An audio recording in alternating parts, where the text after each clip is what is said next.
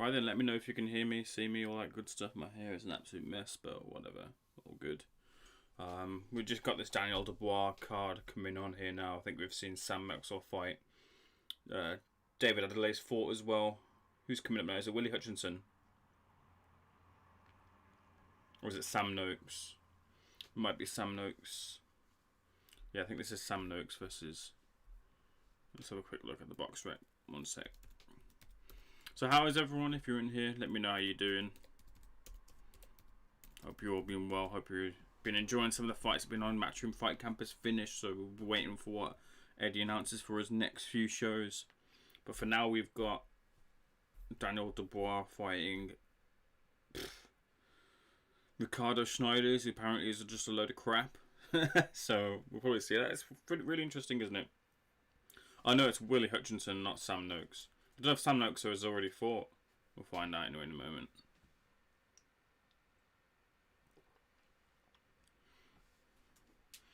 So yeah, Willy Hutchinson's up now against Ben Thomas. So you got Sam Noakes against Jordan Ellison and Sunny Edwards in the chief support. Sorry, is fighting Thomas Samba, which should be a pretty good fight, to be fair. Actually, that's not a bad fight. Sunny's obviously 14-0, but he's looking to build towards a world title fight. I think he wants Martinez, doesn't he? But Thomas Samba isn't. His record's like what, 10-5 or something around that.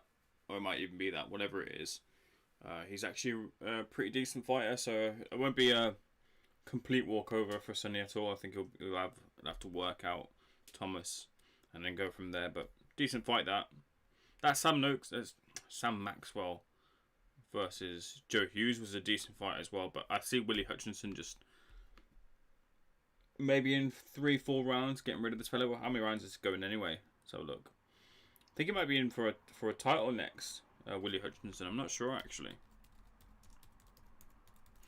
It's really interesting because we did this poll, or we put out this tweet, sorry, on Boxing News TV. It was a while back, and it was, who do you reckon's the biggest prospect or the biggest unknown prospect right now to look out for?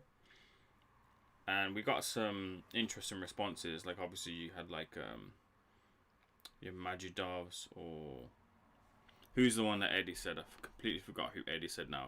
Madrimov. Yeah, Madrimov. Israel Madrimov.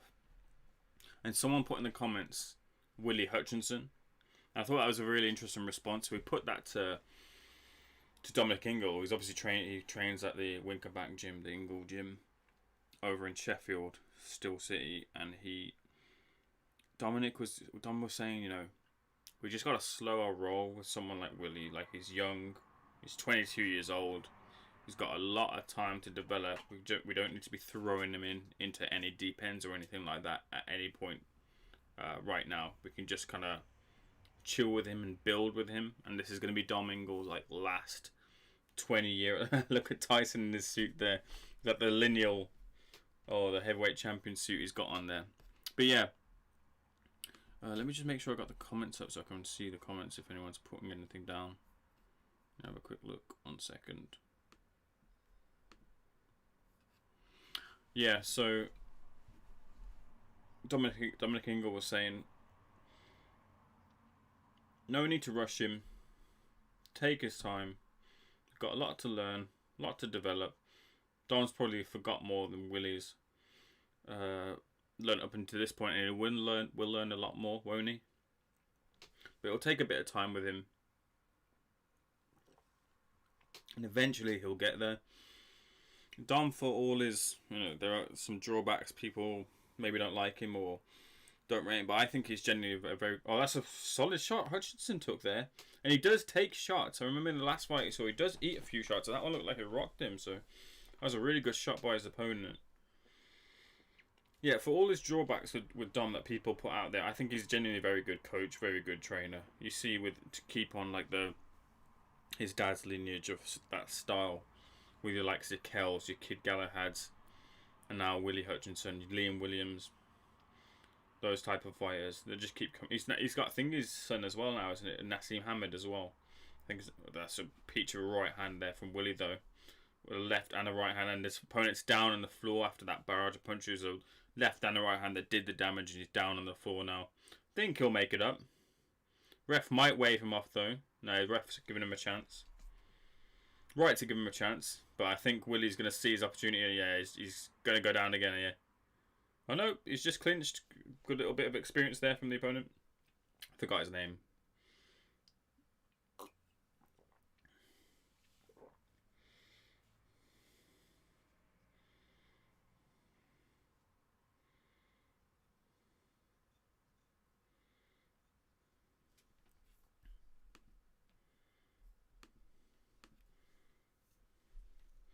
That's nice work to the body when the opponent covered up top. Willy sees the bodies there open. He's just throwing all sorts, going around, changing the angle. That was nice.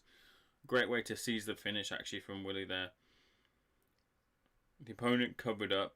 Ben Thomas, I should be calling him, not the opponent. Ben Thomas covered up top. He wasn't firing anything back, and Willy just took this opportunity to shift to the right, change the angle, and throw in some left hooks to the body, and then up as well. So, and then force the stoppage. So, impressive stuff there from Willy, who did eat a right hand a minute or so beforehand, which I don't think he'll be too happy about, but it won't matter too much as he's got the stoppage.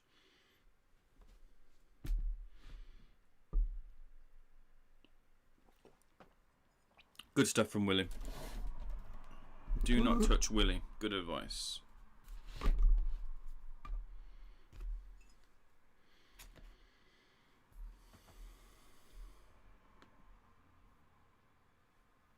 Yeah, of course it was, Tosh. Good to see you in here, Tosh.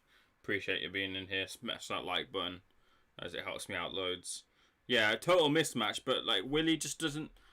What's he on right now? How many fights? 11, yeah. I suppose they should be starting to give him a bit more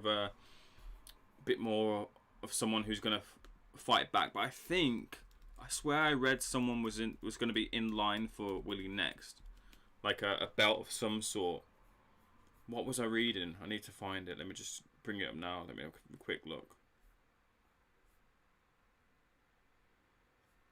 It might have been someone else. I feel like I saw something about Willy Hutchinson being in some sort of title, like one of these internationals or whatever fights next. We'll see what they say in the post-fight interview. But yeah, that guy just got blown out. But there was a right hand from him. There was a nice right hand from him, but that was kind of the start of the reckoning. Willy didn't like that at all, did he?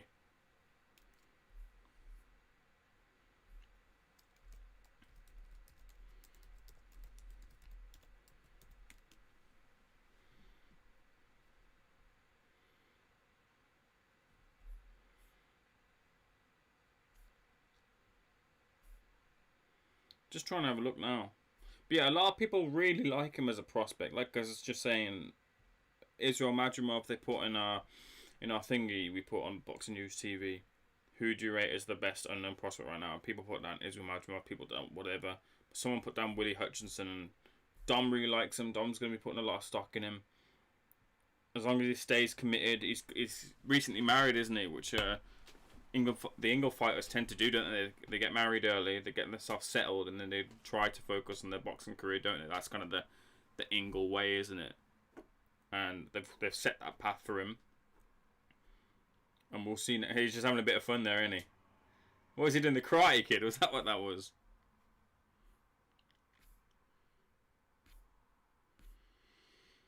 No, he's nice. He's a nice fighter. We all want to see more of him. We want to see him in better opposition. And that's got to be next, surely. Hopefully, anyway. I swear I read something about him. I can't find it. I'm trying to look on Twitter where I saw it, but I can't find it. We'll see what they say.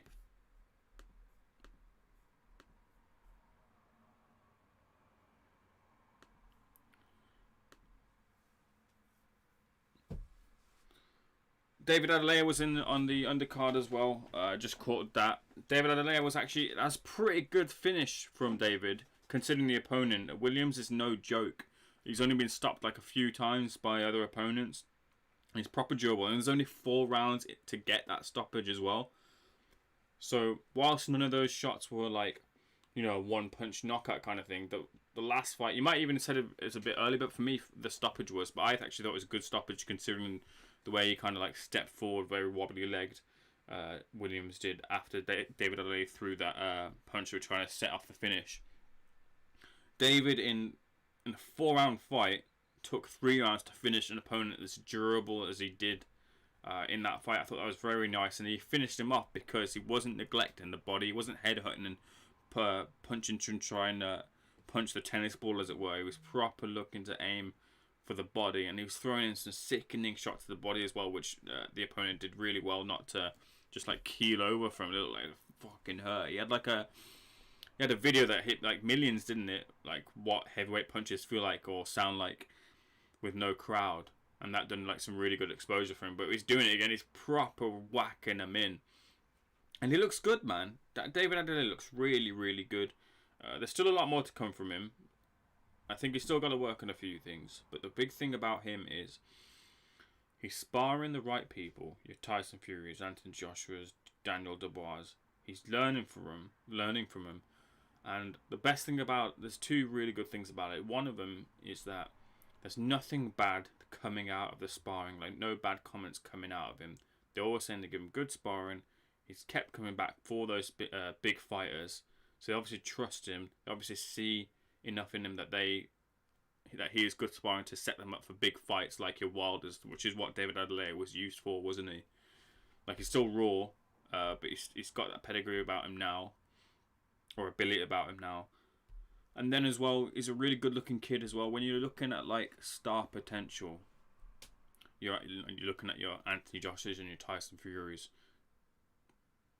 To cross over into the mainstream and really capture that audience, you got to have the whole package. And I think David Adeleye is the whole package. He's very charming when it comes on the camera, quite charismatic, very decent. He's a good talker on the interview as well. I think also all those things. The boxing ability has to be number one. Like, he's not going to get anywhere without proving it in the boxing ring, and he has to do that. And that has to be number one for sure. But the whole package, looking at the whole package as everything, as the sum of its whole parts with David, he looks like he could really be a big star that can cross over into the mainstream as well, much like your Joshua's and Tyson Fury. So as long as he keeps the proofs in the pudding, as long as he keeps putting those performances on in the ring and finishing his opponents as he rises through the ranks, then it could be a big future for David. A lot of money being made for him if he keeps on performing in the ring. Let's just see what Willy's saying here as I'm just checking it out. If you're in here and you haven't hit the like button, please do so, as it helps me out. That's not just some YouTuber stuff. That really does help me out. It got really cold in here in my room, so I put on a jumper and put my green tea, and now I've started getting really warm. So we'll have to change it in a little bit. Here we go. We got Willy here now. Sparring with Lerone. Lerone's a really good fighter, I think. Don't know what's going on though. I'll just tell you in a minute. Let's just listen to this interview.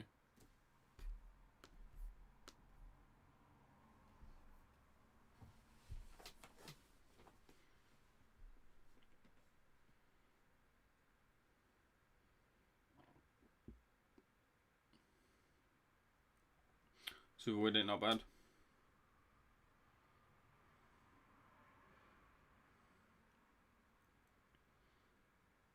I wonder what Callum Smith thinks of him.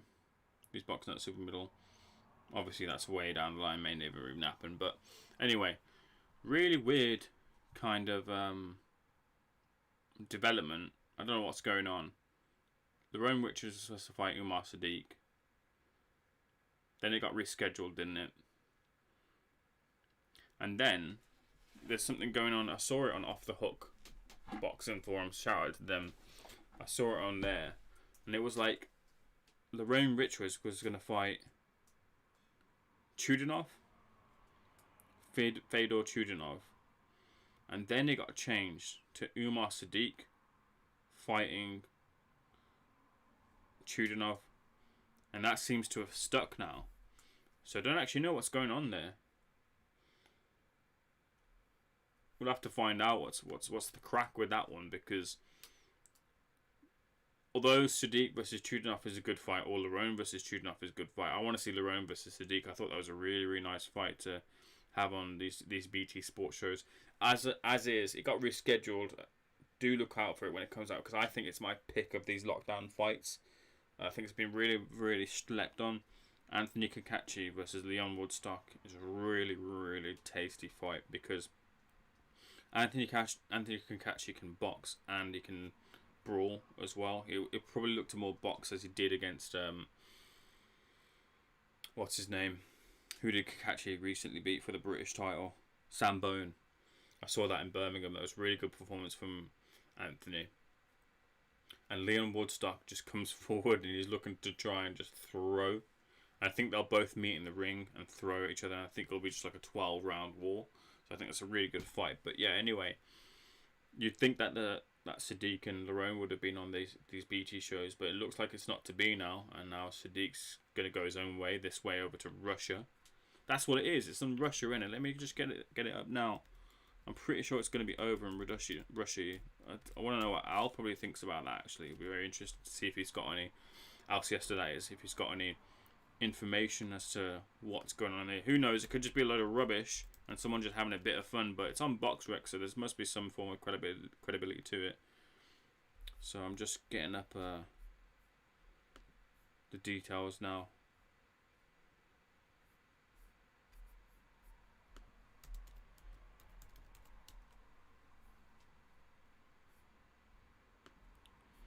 One second, let me just grab this now.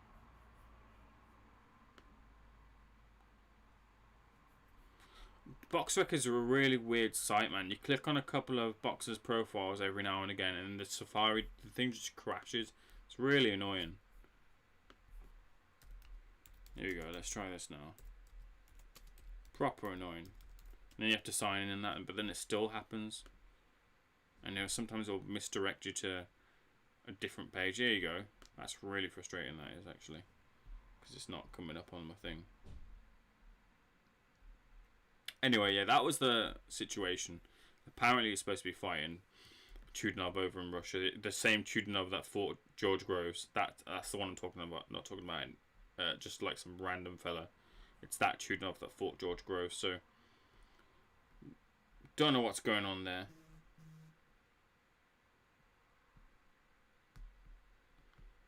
One second.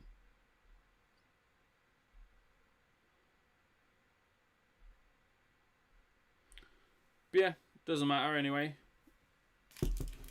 Would have been a nice fight, but it'll be a nice fight for another time. Maybe down the line. Maybe just Lerone just wasn't ready for it. That was the talk about it. And I wonder what's happening. We haven't seen much of Kane Baker and Akif Fias, if that fight's going to happen again. Not sure what's going on there either. Don't know what the lowdown is. Anyway, Daniel Dubois versus Snijders. Daniel Dubois in against a replacement opponent. Here we go. So, they're just showing a Wilder Fury promo. Let me just check my thinking on here as well.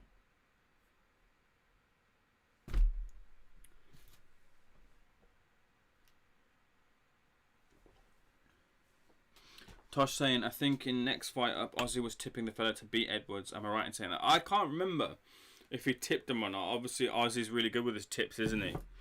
And he called Rachel Ball versus Shannon Courtney. I can't remember if he called... Which show was it on? Because they did the post-fight review and then they did the Asylum on the Sunday. I might have just missed it. But if Ozzy's calling it, and Ozzy's obviously seen a lot of into Thomas Asomba, and Thomas is a tough opponent for sure. Last King of Scotland in here. What's happening, lads? Good to see you in Last King of Scotland. Hopefully you saw my comment about the wrench. Nothing's the issue. It's just when it's like this, I can manage the chat, so don't worry about that. When the chat gets a little more popular, I'll stick you back on straight away, first in line. So that's all it is. But anyway, yeah, Thomas Asomba. I don't know. I reckon Sonny will come through it, in my opinion. But if Ozzy's, sorry, I thought you were saying something there. If Ozzy's picking it, then fair play to him. And that'll derail everything, won't it, for Sonny? Because he wants Martinez, doesn't he?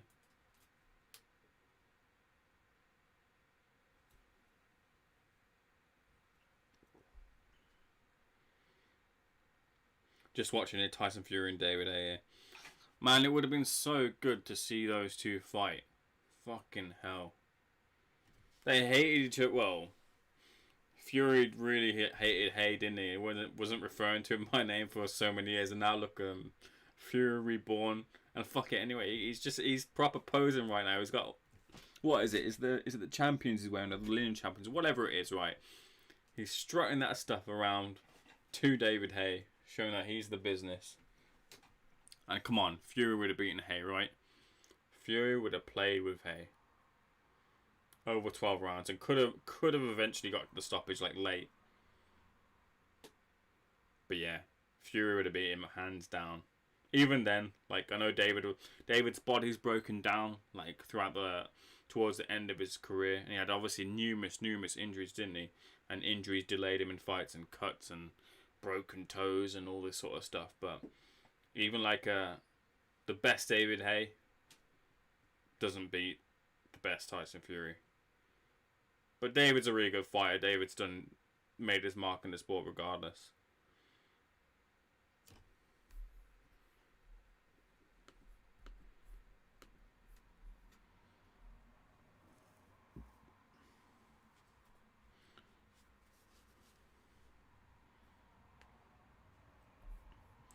Right then.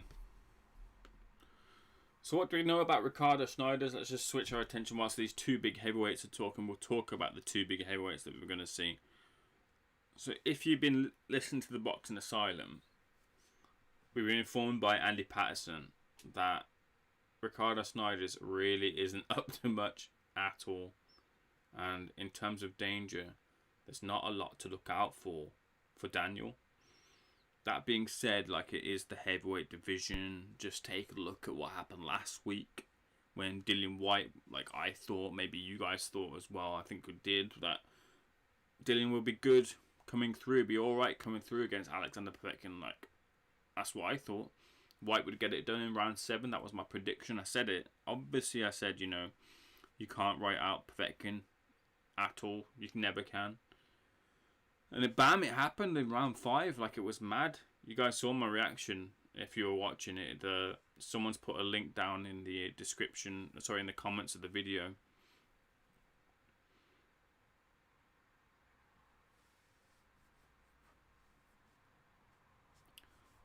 Sorry, one sec. Yeah, sorry. As I was saying, yeah, like, it was crazy. Like, off of the back of 2 knockdowns, you think Dillian Whyte started to get that confidence, started getting that strut. He does that little shoulder kind of thing when he starts strutting towards the end of round 4. And it was like literally seconds in between, like in terms of in-ring action between the close of the 4th round and then the knockout. It was literally like, what, a minute? It was that uppercut from hell. And going back to Snijders, like, yeah, so he's 26 years old. He's an orthodox heavyweight coming out of Netherlands, and he's 18-1 with 8 knockouts. That tells me from his record, 1, he's already taken an L from the 1 loss, as we can all tell, and 2, he doesn't have that knockout power. Once again, of course, heavyweight division, you can catch one, and you might end up with lockjaw. But looking also at his opponents, he has only fought out of the Netherlands once. And in that one fight in which he fought out of the Netherlands in Belgium, he lost by unanimous decision. He was the away fighter, losing to Joel Jecko, who was like 15-2-1 at the time. Daniel may have had like less fights in terms of like actual amount of fights. And although the opposition has waned since Gorman recently, Daniel Dubois' opponents, in comparison to Snijders, are of better quality. Your Gormans, Kojanu, Latte, Kingpin. So in terms of the in-ring quality of opponents, Daniel comes in with more experience, in my opinion. I really don't think Snijders, like, with all due respect to him, is going to cause or pose that much of a threat to Daniel at all. And he should come through this in less than 4 rounds, in my opinion. Unless Daniel wants to try a few things out and go a few more rounds, that'll be his decision to make, his camp's decision, his team's decision to make if they've got that game plan. But in my opinion, Daniel will dispatch of his opponent within 4. I'm going to go for the second round finish, just to be precise. With Daniel the victor, obviously, is my prediction. But I don't see this going more than 4 rounds. I'd be very surprised if it does. But yeah. Just going to have a quick listen of Tyson here. Best thing about Tyson is, he's proper got his mind on it, because he hasn't ballooned up into crazy weights like in between fights. And that was the danger, you think. He's back now, but will he slip in between rounds? In between fights, sorry. And he's not. He looks in tremendous shape. It looks like it wouldn't take him long to get into fighting shape. If he's not already in fighting shape, he doesn't look that much dissimilar to his normal fighting shape. And he's got his fight. It's got to happen, hasn't it? Contractually, it has to happen this year. So they're looking at December. And December will be a really weird month, won't it? Vimy Point Vid, where can we watch the live fight? You can watch the live fight on BT Sport. I can't give you a link, unfortunately. I'd love to. But you're new here, so we do these live reactions. So do hit the like and subscribe button if you're not going to stick around, and come join us in future live reactions. It would be great to have you in here. So I'm trying to get my way towards 200 subscribers. So do come and hit the like and subscribe button here. We'll hopefully have you stick around at some point. Last King of Scotland, I went for Dubois rounds 3 or 4. Yeah, man, it's really not going to go past 4. I really don't see it. Literally, unless Daniel just wants to get the rounds in, which some fighters do. They just want to play around, try a few things out. There's always that danger there, which you don't want to have. But I don't see it happening. Daniel Dubois inside 4. Round 2 stoppage is my prediction. If you're in here, smash that like and subscribe button. If you're trying to look for a stream, still smash that like and subscribe button on your way out, and join us in a future stream as well. So yeah, that's my prediction for the fight. Let me know what you think of what's going to happen in the fight as well between Dubois and Snijders. What we're going to do as well is we're going to look at just a quick little review we'll get to whilst we're waiting for the fights to kick off from last week, Matchroom Fight Camp 4. That crazy ending to Eddie Hearn's pay-per-view it was, wasn't it? Who bought the pay-per-view? If you're in here, let me know if you bought it. That's a very interesting question, I thought. And apparently the numbers are like 25% up on White vs. Rebus, which was around the 230,000 mark. So you're looking at 25% of that. I ain't even got the maths, but you're looking around, what? 300,000 below? Just something around that? Here we go. Who's this coming in now? Is it Sunny Edwards or is it Sam Noakes? Is Sam Noakes the float? Am I just chatting shit or has he been out already? Sam Noakes might be the float, like how Dennis McCann was. Yeah, so Sunny Edwards is coming up now. Triple D will do this boy inside 45 seconds. That's my prediction. Fucking hell, fair play. Nostradamus toshes. If he does it within 5, then fair fox to him, man. It's weird, right, isn't it? You think after Nathan Gorman, Daniel Dubois would have kicked on in terms of the level of opponent he's faced.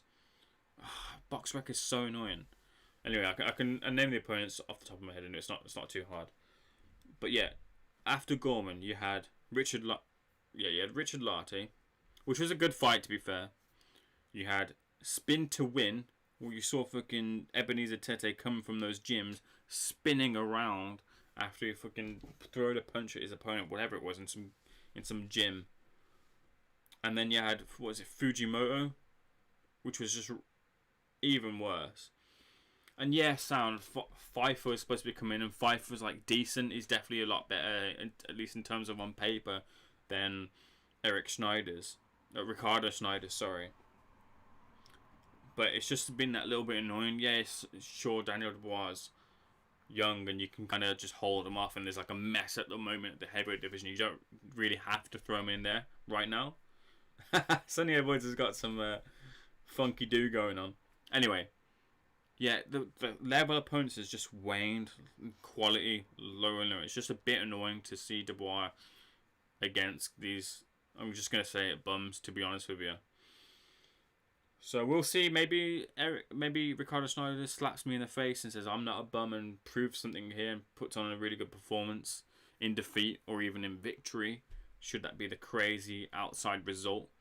But it's just a bit like, yeah, fine, coronavirus and that kind of puts a stop on, or at least it limits your opponents and limits the ability to matchmake because of the restrictions.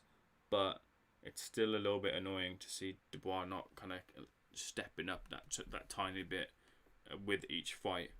It's rather gone the other way.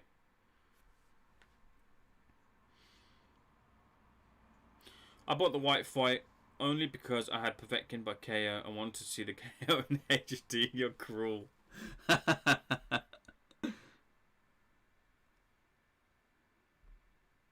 That's some cruel shit, Tosh. Let's have a look. Yeah, it's interesting. I wonder if Mike Coppinger will end up tweeting the actual official pay-per-view numbers if he hasn't already. You know, I'd very much like to be interested to see what those actual pay-per-view numbers were. I don't think they're probably around that mark.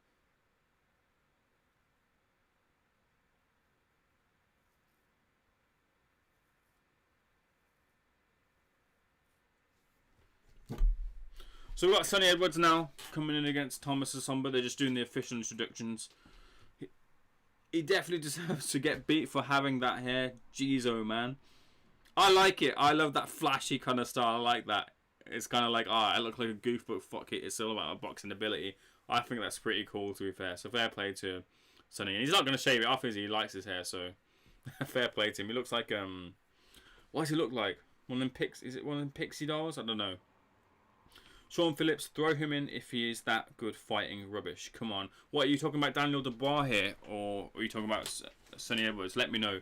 Sean, I don't think I've seen you in here before, so if you're in here and you're new, smash that like and subscribe button as it helps me out and growing. I'm trying to get to 200 subscribers, so hit the like button, hit the dislike button. If you think I'm shit, that's cool too, but show some love either way, or hate, whatever it is you want to do. So smash that like and subscribe button if you're new in here, as it helps me out greatly. Much more boxing content coming your way, as the guys know in here, as I say all the time.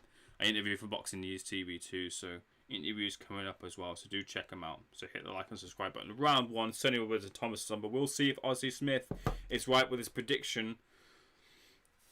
I can't quote him on that because I can't remember him saying it, but Tosh is saying that Ozzie predicted the Thomas Asomba upset here, so we'll see what Sunny does. Sunny is coming off of, obviously like a lot of boxers are, just looking to come back into the ring. Sunny's looking really fast though, isn't he? There's fast hands.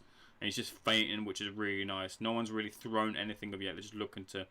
But Sunny's standing in front of his opponent, just bouncing up, looking nice, without throwing anything. First right hand comes through to the body from Sunny. Mr. Tumnus. That's a bit of an old one for me. I don't know if Mr. Tumnus. Then it rings a bell. Let me have a quick look.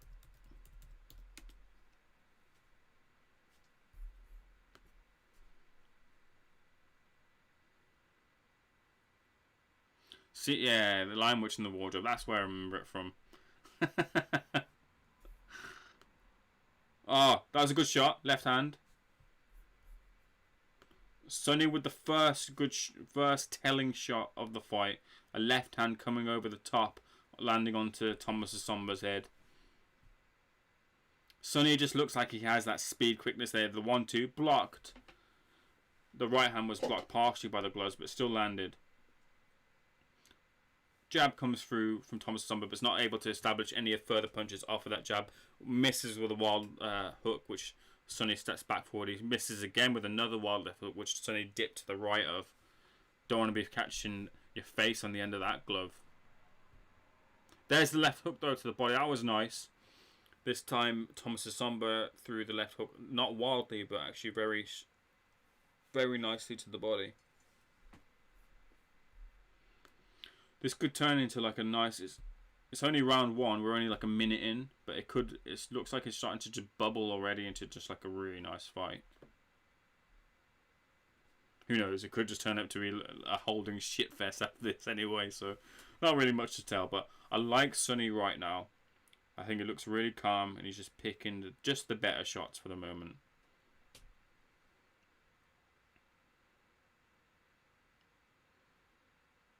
It's just showing the ring generalship now, just moving around, controlling the action.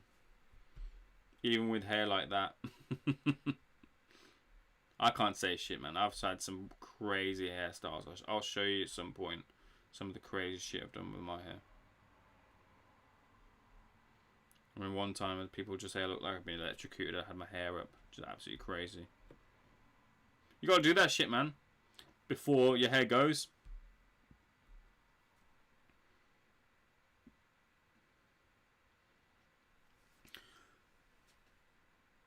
There's always that little bit with Sunny, isn't there?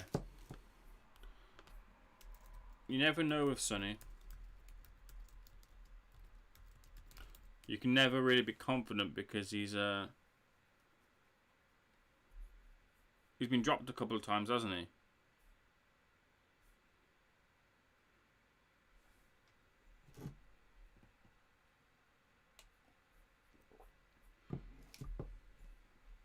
I remember watching, I know it's his brother. I remember watching Charlie and that fight with Martinez. And when he got rocked, and then Martinez come in just so late with the fucking. He came in so. I don't mean to laugh, but he came in so late. It was like egregiously late. With like, what was it? The left hook to the body, was it? And Charlie was just rolling in agony, and he had every right to. It was just ridiculous. And obviously Sullivan, like Mauricio Sullivan, prayed to the crowds, depending on rightly or wrongly, right? You know. He changed the decision from, like, what was it? No contest, was it, eventually? Can't remember what it was. Fucking box rec is fucking me over. I can't recall it right now. My head's full of legal knowledge as opposed to fucking boxing knowledge. Here you go. Sunny back in the round 2, just 30 seconds into it. Controlling the ring, off of the jab. It's 2 single jabs going through.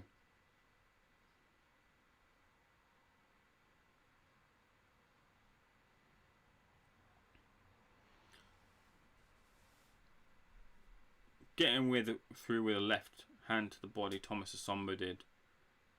But he's just limited right now because he's not really closing the distance down of Sunny. He's not looking to close the ring down. He's kind of getting lured into how Sunny wants to fight at the moment.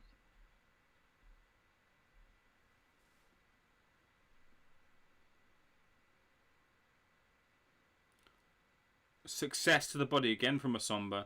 That's been his best route as he looks to wing a wild overhand shot, which Sunny just moves out the way of. He's trying to catch him in it. He's trying to get that knockdown, but he's can't be as crude with it if he wants that knockdown success. There's the left hand to the body, then comes up to the top, which was nice.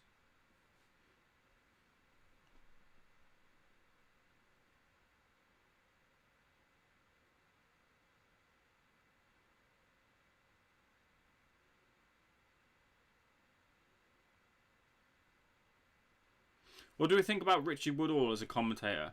Because I think he's alright. There we go. Thomas Asomba with a bit of success there. The right hand, I think, looked like he got through. The commentators didn't pick up on it. I think that right hand got through as Sunny Edwards was trapped in the corner. That was nice work from Asomba. Yeah, what do we think about Richie Woodhall? I think Richie's alright, you know.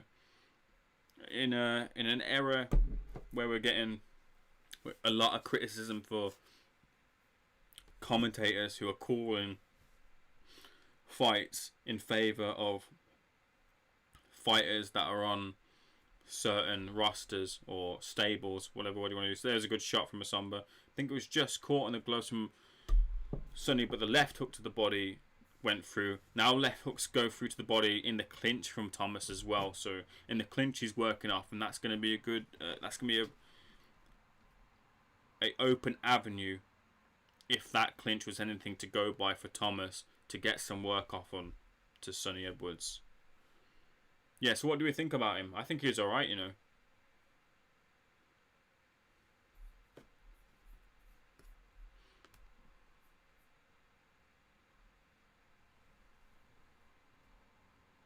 That's no flashy.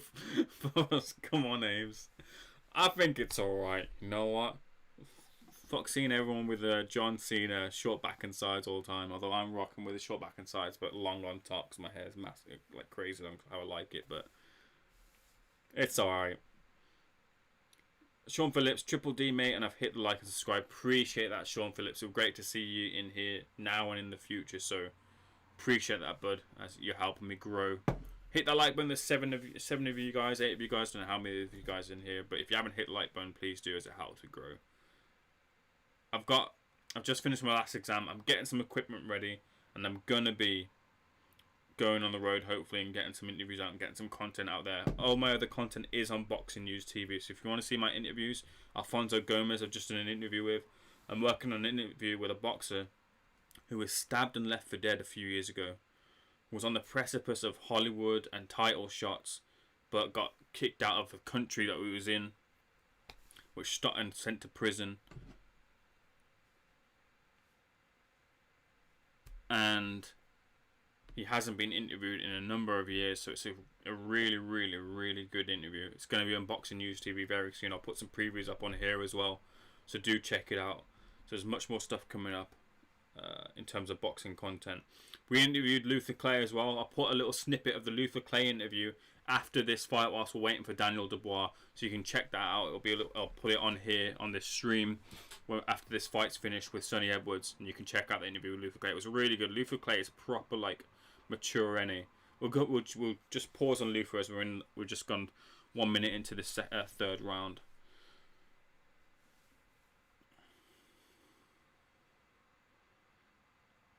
What do we think at the moment? Because personally for me, I'm not scoring this. I'm just going to enjoy the fight as it is. But I think Sonny's done really well, and he's winning the fight. For what I've seen, I think he's been really intelligent in limiting Thomas Samba's success by being out of range. The problem with Sonny is, though, as he openly admits, is Sonny will switch off.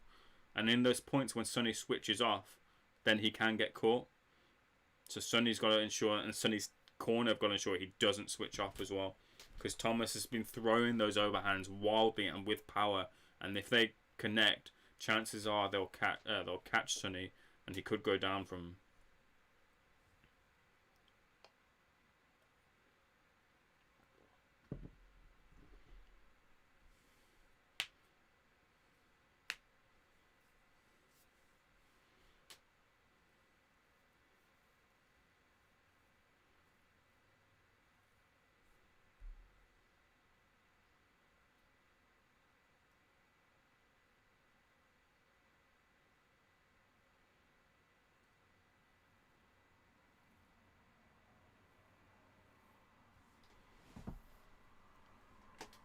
Nice work from Sonny, circling around, fast on his feet, getting a jab in, being out of range, just standing in front of Thomas right now, but Thomas just isn't doing anything. So it's really nice stuff, just circling around. There's a right hand from Thomas. And a jab. And a jab to the body. Nice stuff here. Building now. But he's just too happy to be on the edge of Sonny's range. And that's not helping him. Right hand catches the shoulder of Sunny Edwards.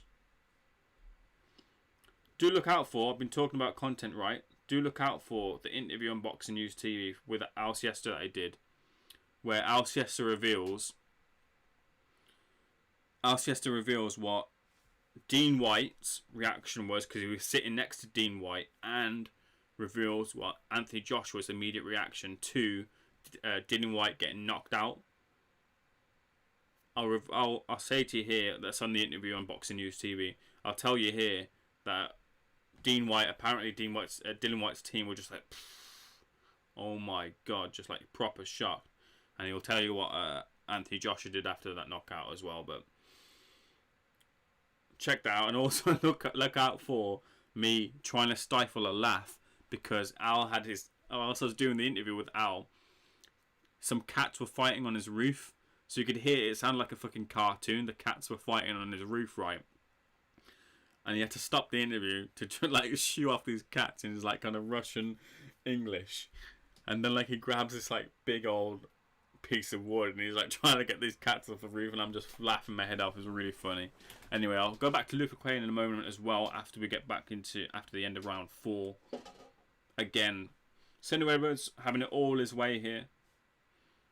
Thomas just trying to throw. You can see he's trying to throw that jab. Just pouring it out, like very reminiscent of George Groves here, having it low.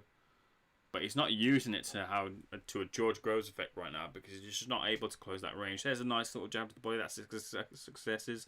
1-2 comes through for Thomas, but he's just pivoted off as Sunny pivots off himself.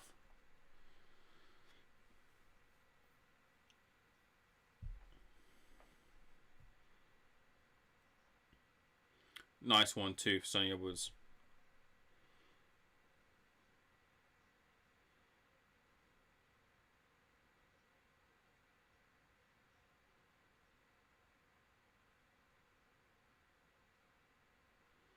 Sunny light on his feet, moving around. Happy to just jab and parry.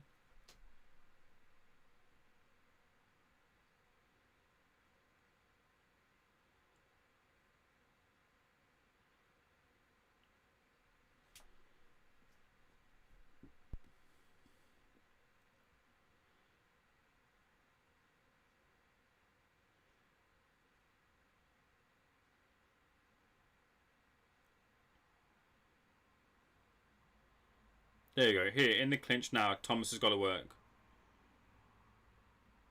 Sunny's thrown as well in the clinch, but they're separated now by the referee. But there's a nice little bit of period of success there for 10 seconds for Thomas. But he's got to close the distance more, and he's got to throw more. Richie Woodall was right there, saying there's just those second phases he's just not capitalising upon. He gets that nice work to the body, but then doesn't come up with anything. And those shots to the body really... Oh, there's a nice little overhand. And a right hand. That was good work.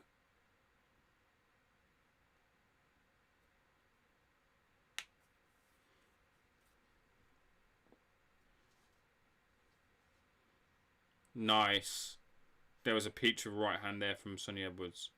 Answered back with a 1-2 from Thomas.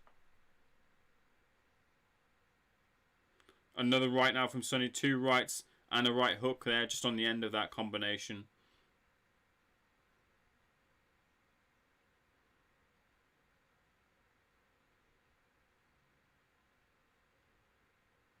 Four good rounds for Sunny so far. Where's the concentration just going to drop? And then Thomas, just right towards the end of that round, you saw that little bit of concentration drop, and Thomas was able to land that right hand. This is what you guys are saying in here. Yep, it was no contest. It was Julio Cesar Martinez versus Charlie Edwards. Ridiculous. I like Richie. He's good on this. Yeah, he is. Richie Woodall is. He's training as well as he's training for the Foo Fighters. I think he was last training in Shabazz Masood. I think Shabazz has moved on now. Shabazz has moved on now, hasn't he, to Ben Davidson. But he does still do some stuff with Richie Woodall. AA Boxing and Blunts is in here. And then he gives me the fist bump. Fist bump back to your pal. Good to see you in here. Hope you're enjoying the offering. Hope you're enjoying the live reactions. Yasir Sahi says, when is the fight? The fight should be after this one. Sam Noakes must be the float unless he's already fought. Sam's a pretty... I know I keep mentioning Sam Noakes. He's a good fighter, isn't he? In the amateurs, he beat Amar Akbar. And Amar Akbar has recently signed as well to Frank Warren, hasn't he? Amar's a really, really good fighter. One to watch for sure. But Sam Noakes is a good fighter as well. So maybe down the line they can have a little professional... There's a nice jab from Thomas. Just offsetting Sunny Edwards' balance. But now he's got to push him on. Here we go. Now he's looking to just cut off the ring. And Sunny has to use a bit more of the ring real estate to kind of navigate around Thomas Asomba. Sorry, when is the fight? It'll be after this one, yes, yes. So stick around if you haven't already and hit that subscribe button.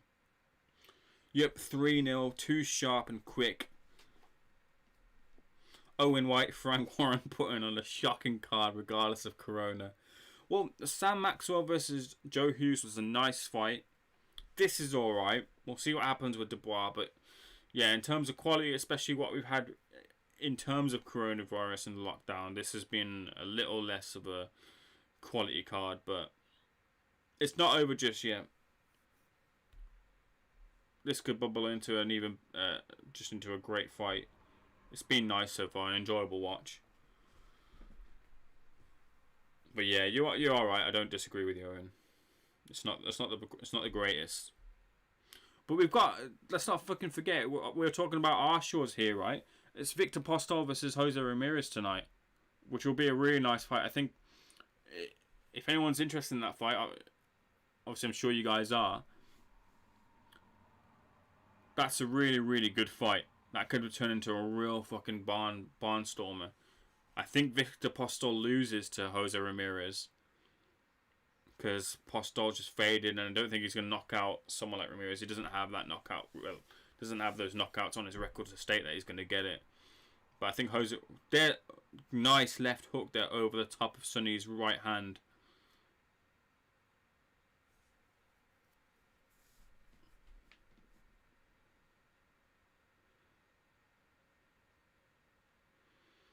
Sunny's just slowed down, you can tell, a little bit with the movement. And now looking to just plant his feet and get a few shots in. It's almost like a little break round, really. Or this could be that concentration switch we were talking about. Yeah, but Victor Postol versus Jose Ramirez should be a really, really good fight. Josh Taylor, you'd think, be watching that. He's got his own. There's a left hand. There you go. Left hand up to the head and the body. And Sunny Edwards ties up Thomas. Thomas got some work into the body, but Sunny just ties him up nicely. A little bit of a ring craftsmanship there to just escape that little flurry. Double jab and a left to accentuate and punctuate the end of the round from Sunny Edwards. But more success now for Thomas. Something for him to build upon. Exactly. Heating up now. I'm on round 6 here. Bit better now, competitive. Yeah, it's getting there. But yeah, if you're in here, smash that like and subscribe button. We do these live reactions for all the big fights.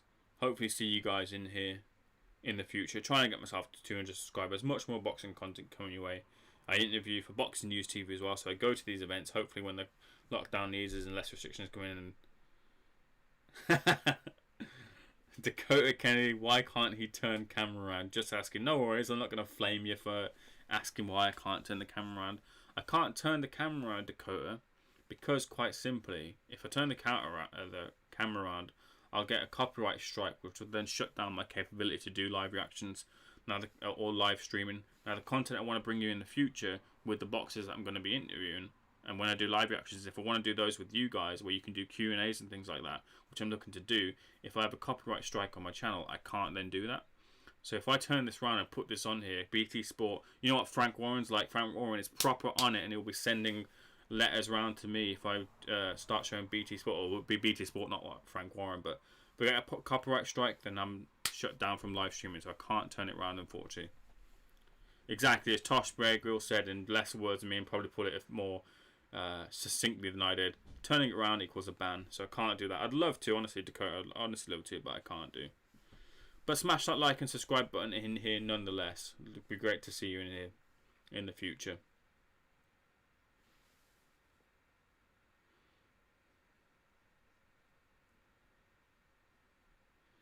Exchange of jabs there from both competitors.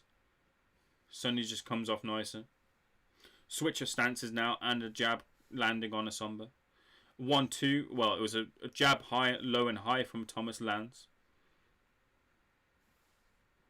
Dakota, just do us a favour and hit us the like and subscribe. It'd be great to have you helping me out here, helping me out. It's not just YouTuber talk. I'm trying to get to 200 subscribers. So if you could help out, that'd be great. All that stuff does help me out here on my channel. So hit the like and subscribe button. And if you haven't already and you're in here, hit the notification button as well. You got to hit it like twice, I believe, and then you get notifications.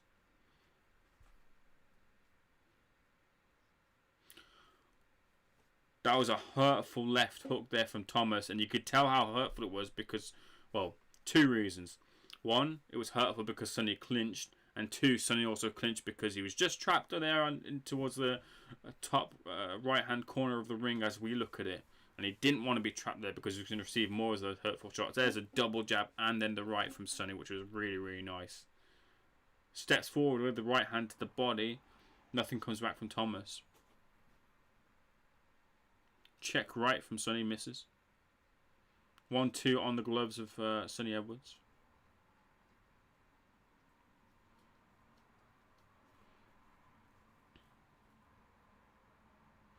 Rev saying, has Dubois fought? No, Dubois will be fighting very soon. It'll be after this fight. Smash a like and subscribe button if you're new here. Even if you're looking for the stream, just hit the subscribe button because we'll see you hopefully in the future and check out some of the content. Nice little peach of a little one shot, little punch shot there from Sunny, just coming up with that right hand from the waist, landing on the chin of Thomas. I don't know if that's worth a punt. I don't know if 10-1 on Thomas is worth a punt because I don't know. Maybe if Sunny's output just starts dropping, Thomas might come on. I don't know. I think Sunny will see it all the way through. So I don't know if I see the punt yet. There's a little bit of money you could earn a little bit there, but yeah, Last King of Scotland. There we go. Can't see Thomas getting a decision on the cards. Mr. Patrick Curtis with a little bit of a troll here. Trump 2020. We don't do politics here, but Mr. Patrick Curtis is on the American politics scene. Shouting for Trump Pence. Fair enough. Those are your views. We're talking boxing here. Hit the like and subscribe button for the boxing if you haven't already. Although Last King, Richie's given it. It's within 2 rounds on Richie's card. Coming on strong in these last 3.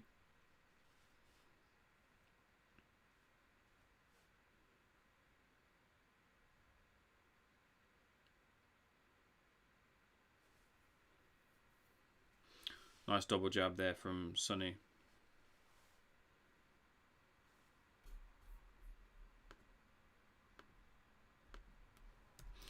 After this fight, whilst we wait for Daniel Dubois, we'll be showing you just a little bit of the Luther Clay interview we did. Luther Clay coming off really magnanimous, really mature actually in his assessment. It's an exclusive interview that was there for Boxing News TV. I believe no one else has interviewed Luther Clay. So we managed to get that interview and I'll be showing you a bit of that on this channel here after this fight. So make sure you stick around for that and of course sticking around for the Daniel Dubois fight as well. Round 7 of 12, 1 minute gone. Not more of the nice movement and then punching off of that movement from Sunny Edwards. Just feint. I like the feints as well. Thomas doesn't really wholly bite on the feints, but they're just enough to put him off. And when I was saying to you about just being on the edge of Sunny's range, I think those feints have been really putting him off, and then Sunny launches off of those feints as well.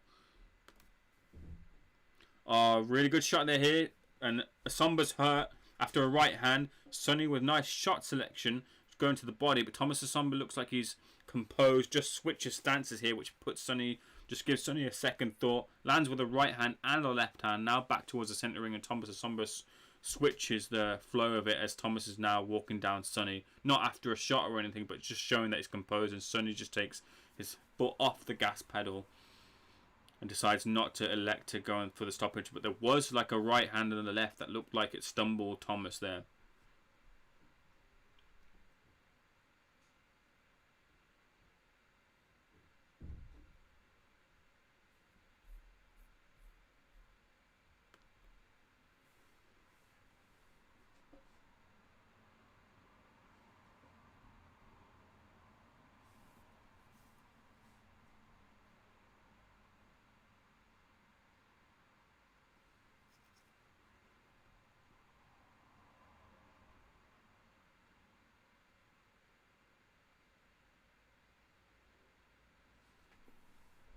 Last 30 seconds coming through, and I think this is a Sunny Edwards rounds as well.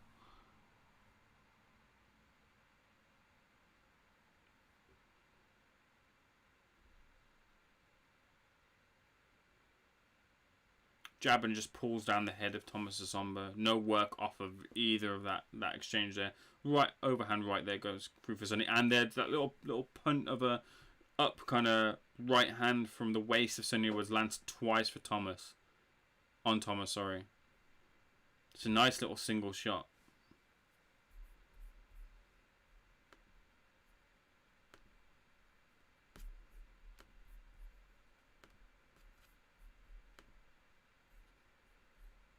See what you guys are saying.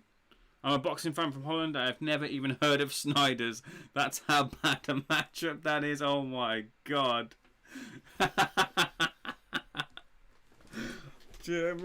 Such as insane. Such a sin saying, I'm a boxing fan from Holland. And I have never even heard of Snijders. That's how bad a matchup this is. You know what? Alright, people in the chat here. Obviously, unless you're super hardcore, you might have heard of Snijders, right? But do we give Frank a little bit of a pass here? Because the same team that set up the fight for... He's in the same management, sorry. For... Who was it that Joe Joyce fought? Joe Joyce for Michael Vallish, right? And they knew they had to get an MRI scan. Okay? The same team got for Erik Pfeiffer an MRA scan, which meant that this is coming towards the fight. They didn't want to take any risks, so they pulled out Erik Pfeiffer and brought in this Snijders. So do you give them the pass there? Because maybe they could have got the MRI sorted, or would have taken too long. But really, it's a really silly mistake to make, right? Really silly mistake to not get the MRI scan instead of the MRA. And Erik Pfeiffer misses a chance. We miss a chance for a better fight than what we think on paper will be against Snijders. And yeah, Snijders just looks like a... Yeah, no, I see what you're saying, but there was just a bit of that going on, which is a shame. Hit that like and subscribe button if you're new here, by the way, guys, as it helps me out. I'm trying to get to 200 subscribers. It really helped me out. I'd appreciate that. Thank you, guys. As we're waiting, 1 minute goes for the 8th round. Sunny's slowing down the output. And we're now talking about the other Snijders. We've got Wesley Sneijder, obviously, who's a very famous footballer. His class, anyway, Wesley Sneijder. Nice little right hand there from Thomas. Centre of the ring. Sunny's slowing down the output, you can tell. This might just be a round off. But the movement's still nice. The movement's still there, but the output's not as... But this is where Thomas should be capitalising upon this lack of output from Sunny. And actually, when he does there, he eats a right hand from Sunny himself. So he's just got to pick and choose his moments, but also just press on the gas a little bit here. For my taking, anyway.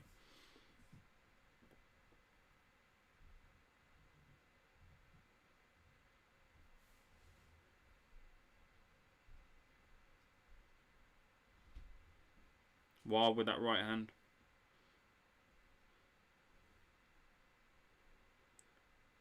This, because of the lack of output from both men, is still a very close round, and anyone can nick this here. And if this does go to scorecards, and you're looking at Richie Woodall's scorecard, then Thomas needs to be looking to sneak these moments and sneak the edge in this round. 1, 2, 3 punch combination blocked from Sunny on Thomas.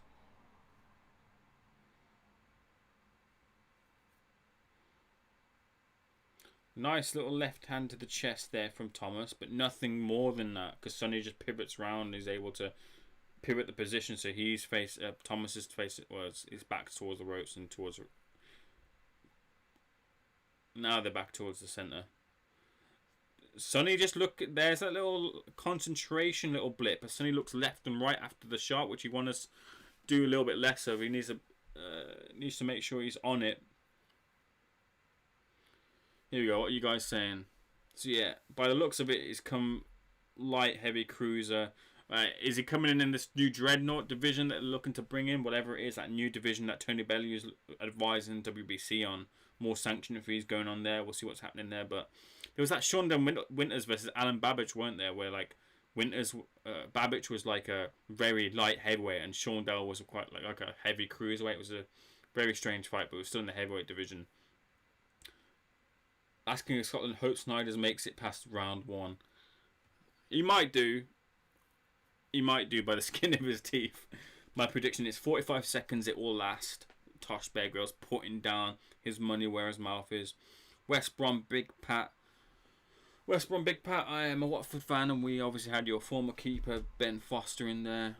We'll see if you get Troy Deeney. Apparently you're looking at him as well.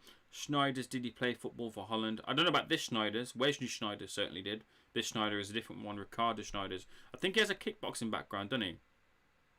Such a sin. I'm serious. No credit to Frank. Fair enough. You want those better fights.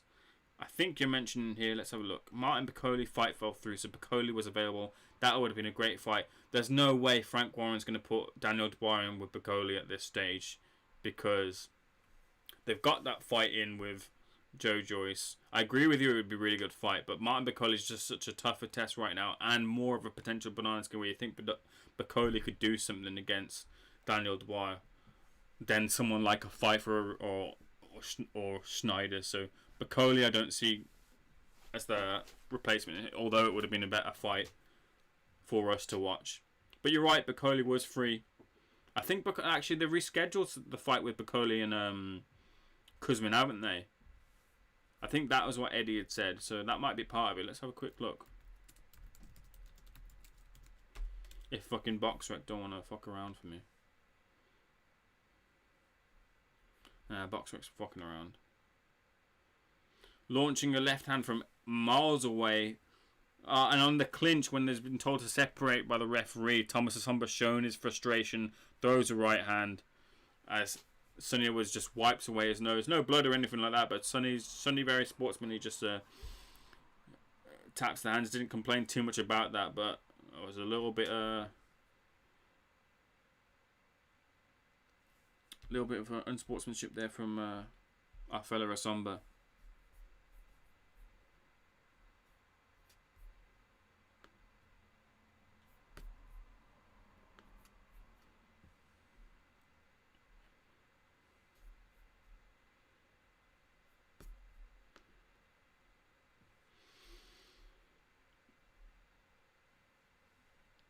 Make sure you've hit the like and subscribe button if you haven't already. We're waiting for this fight to just finish. We're in round 9, last minute of round 9. Sunny Edwards and Thomas Asomba.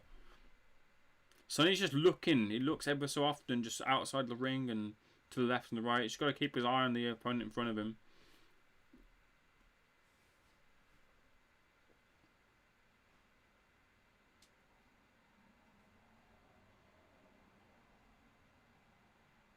Nice 1-2, Sunny Edwards. Jab to the chest in return from Thomas. And a single jab to the chin of Sunny Edwards. Both clinch, and then they're told to separate by the referee.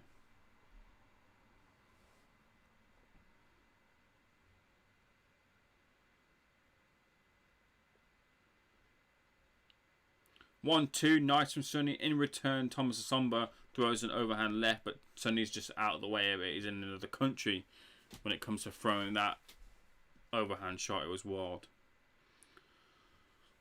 Here we go, some names. Let's have a look at this. Leslie Snijders. I don't know about that one. I like Dubois, but I feel he should be stepping up in competition. Joe Joyce has actually had a decent list and build up. I said this, so such a sin, you weren't here at the start of the show, which is fair enough, no worries. But I said at the start, this is the thing with Daniel. Since the Gorman fight, he's fought Latte, he's fought Tete, spin to win Ebenezer Tete, right? Who's in some gym somewhere spinning around and throwing punches. And then Fujimoto, he stepped down instead of stepping up in his terms of his opponents. And I get that. I completely agree. It's kind of stalled in a sense for him in that you would have think Daniel Dubois would be fighting just those better opponents, but he hasn't. I completely agree with this. Is what I said at the start of the show. And I think you could even risk a little bit of tide turning in terms of favour towards Daniel because of that matchmaking, because people will just get bored of seeing Daniel Dubois against these knockovers. The thing is, though, what this fight with Snijders is there for, and even Pfeiffer, even though Pfeiffer would have been a bigger test.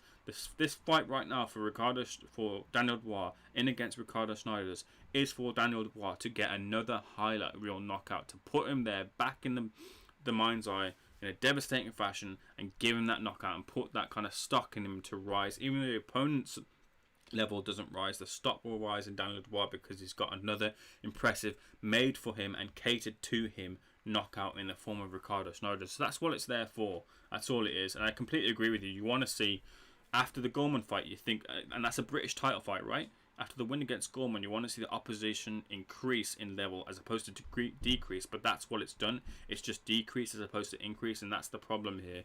But it will increase. This is all. This is what it is. The increase is coming on in October 22nd or whatever the date is. It's in October against Joe Joyce, and they can't. Frank's not going to do anything to sabotage that. So Pfeiffer was, even though he's a better test, was kind of tailor made for Daniel Dubois to win and put him, shake off that ring rust and get that knockout. As is now Snijders as well, to put him in that position for that card there. So that's kind of the lowdown on that. I get what you're saying, and I do agree with you, but I'm happy enough with the Snijders now for a Joe Joyce in October. So that's the trade-off here for me. There was a nice, I think it was a right hand there from Thomas. Double jab there from Sunny Edwards. Thomas Asomba looks to switch stances now. This time Sunny Edwards is circling around to his left and then switches back to his right. Check left hook from Sunny Edwards misses, but I think the right hand got through in return from Sunny on the chin of Thomas. Overhand left there from no, it wasn't it was like a left hook, sorry, from Thomas. Lands on the chest of Sunny.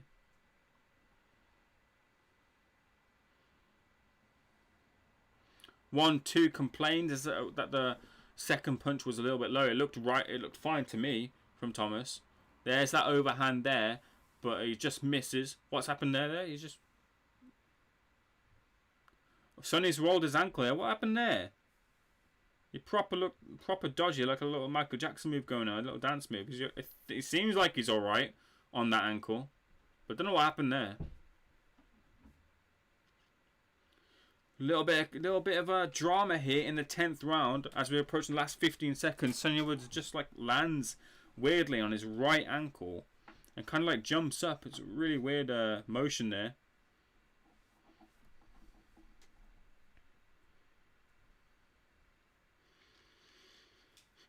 Whilst we're waiting, hit that like and subscribe button. I do these live reactions for all the fights. Help me get to 200 subscribers. Hit that like and subscribe button if you're new here. It would be great to have you on board. I interview for Boxing News TV, so I go to these events and get interviews with boxers. I've interviewed Luther Clay recently, setting up an interview with Chris Congo hopefully, and some other boxers as well. And doing boxing content. Here we go. And there's boxing content coming here. Yeah, so he just kind of landed on his toe, not his ankle. He's all right. He's completely fine. Just landed on his toe there. So yeah, hit the like and subscribe button here because much more boxing content is coming your way. Some of the stuff I'm looking to do, you guys are really going to enjoy. So it'd be good to have you guys in here in the future. So do so, smash that like and subscribe button, and make sure you click the notifications bell as well because that will tell you when I'm doing live streams and you can come join in straight away. See what you guys are saying. I like Dubois, but I feel like he should be stepping up. Yeah, sorry, we mentioned that. 2 Bob Sliders, if that means what the level opponent of Daniel Dubois is. Yeah, it has been recently. Hunter, Wilder and Snijders, the 15 stone killers. They can have their little division of their own, can't they? The Dreadnoughts. Dreadnoughts is such a terrible name, whoever came up with that one. If Snider has a kickboxing background, it's a very limited one because I follow that even more than kickboxing and haven't even heard of him in kickboxing either. I might be wrong then. I swear I heard someone saying he had some sort of kickboxing background. I might just be chatting shit, to be fair.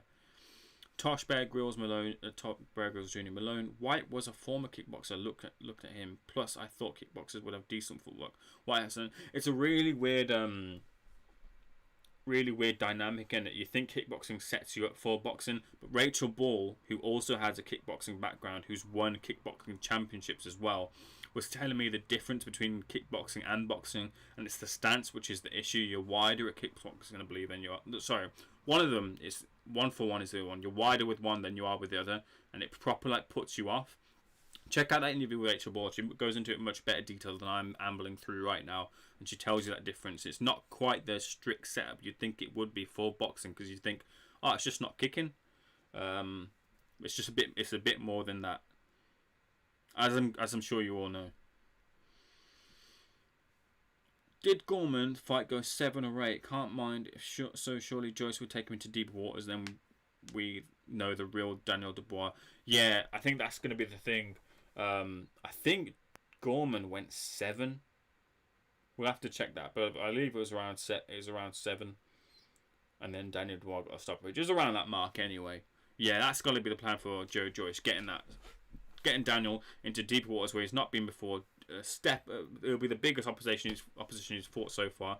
And Joyce throws really fucking hard. One of the good things about this lockdown, right, having a no crowd, is listen to how hard some of these fighters throw.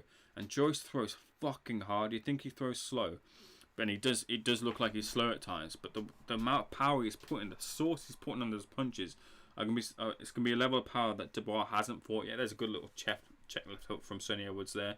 We're in round 11, 30 seconds left. I'll just notify you if anything comes up in this fight. But yeah, don't write off Joe Joyce in that fight. What do you guys think? Who do you think's winning, Joe Joyce or Daniel Dubois? White was beaten by Povetkin, who is a top-class act with deep boxing and kickboxing background than White has. Povetkin's just old school, man. Povetkin is so old school. 17 of you guys in here. Smash that like and subscribe button if you haven't already. Try and help me to get into 200 subscribers. Got much more boxing content coming your way. So yeah, please do help me. I interview for Boxing News TV as well. You can check out all my interviews there. Much more boxing content coming in here. I do the live reactions for all the big fights. So please do join me and help me get up to 200 subscribers. So smash that like and subscribe button, guys. White was, yeah, Povetkin's old school. White hadn't fought any real old school heavyweight operators, had he? Apart from maybe Maris Vac, right?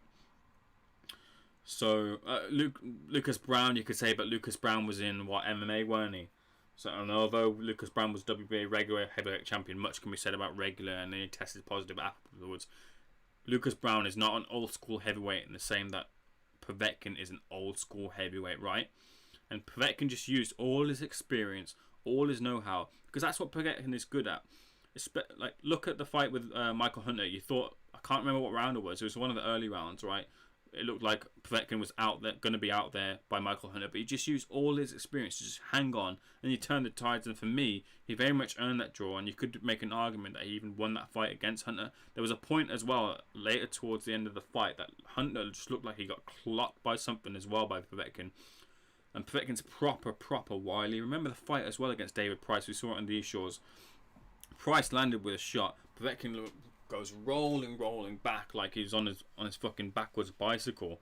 The ring ropes held him up, and then after that, Povetkin comes in with just a crazy shot, which just shuts down Price to his core, and then comes down with a left hook, which just finishes Price him off in a brutal fashion.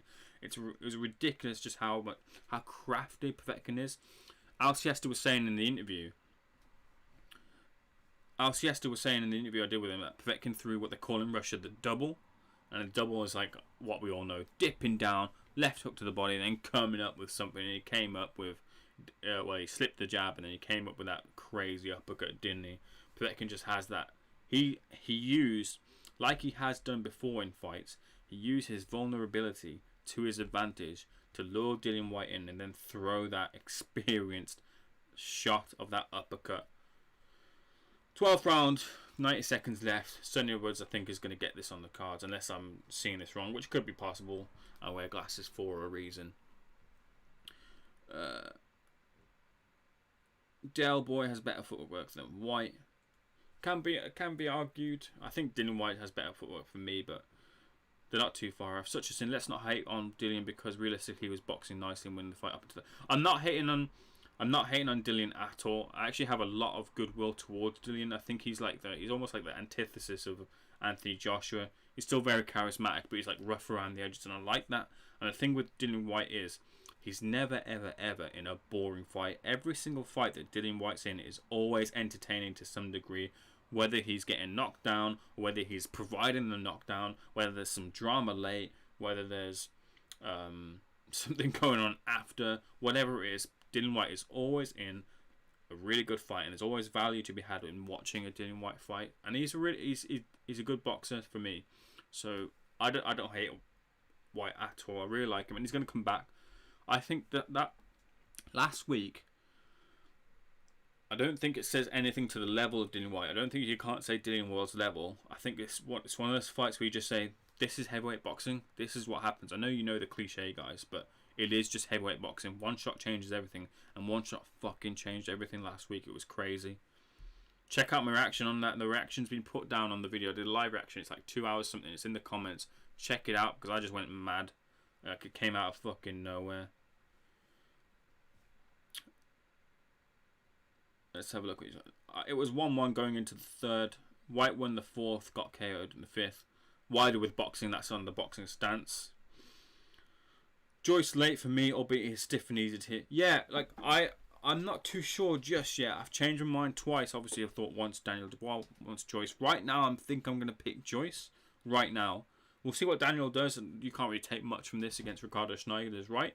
But right now, I think maybe Joe Joyce is going to win the fight on that experience. But we'll see. We'll have an idea of how powerful Daniel Dubois actually is, because that power is going to be a real big factor in putting off someone like Joe Joyce getting hurt.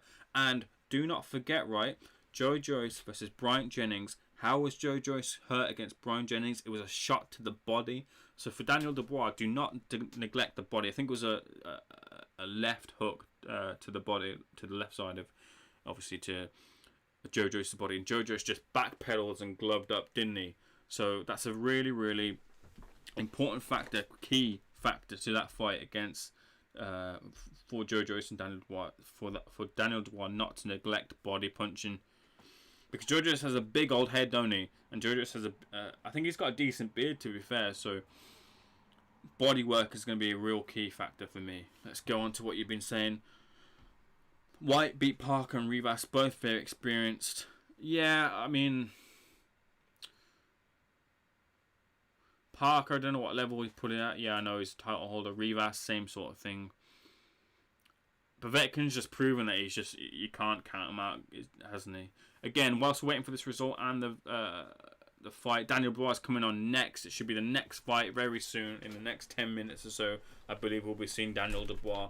We'll check out this result here, and then I'll stick on the Luther Clay interview, just a few minutes of it whilst we're waiting. To smash that like and subscribe button if you haven't already, if you're new, please. It helps me out greatly.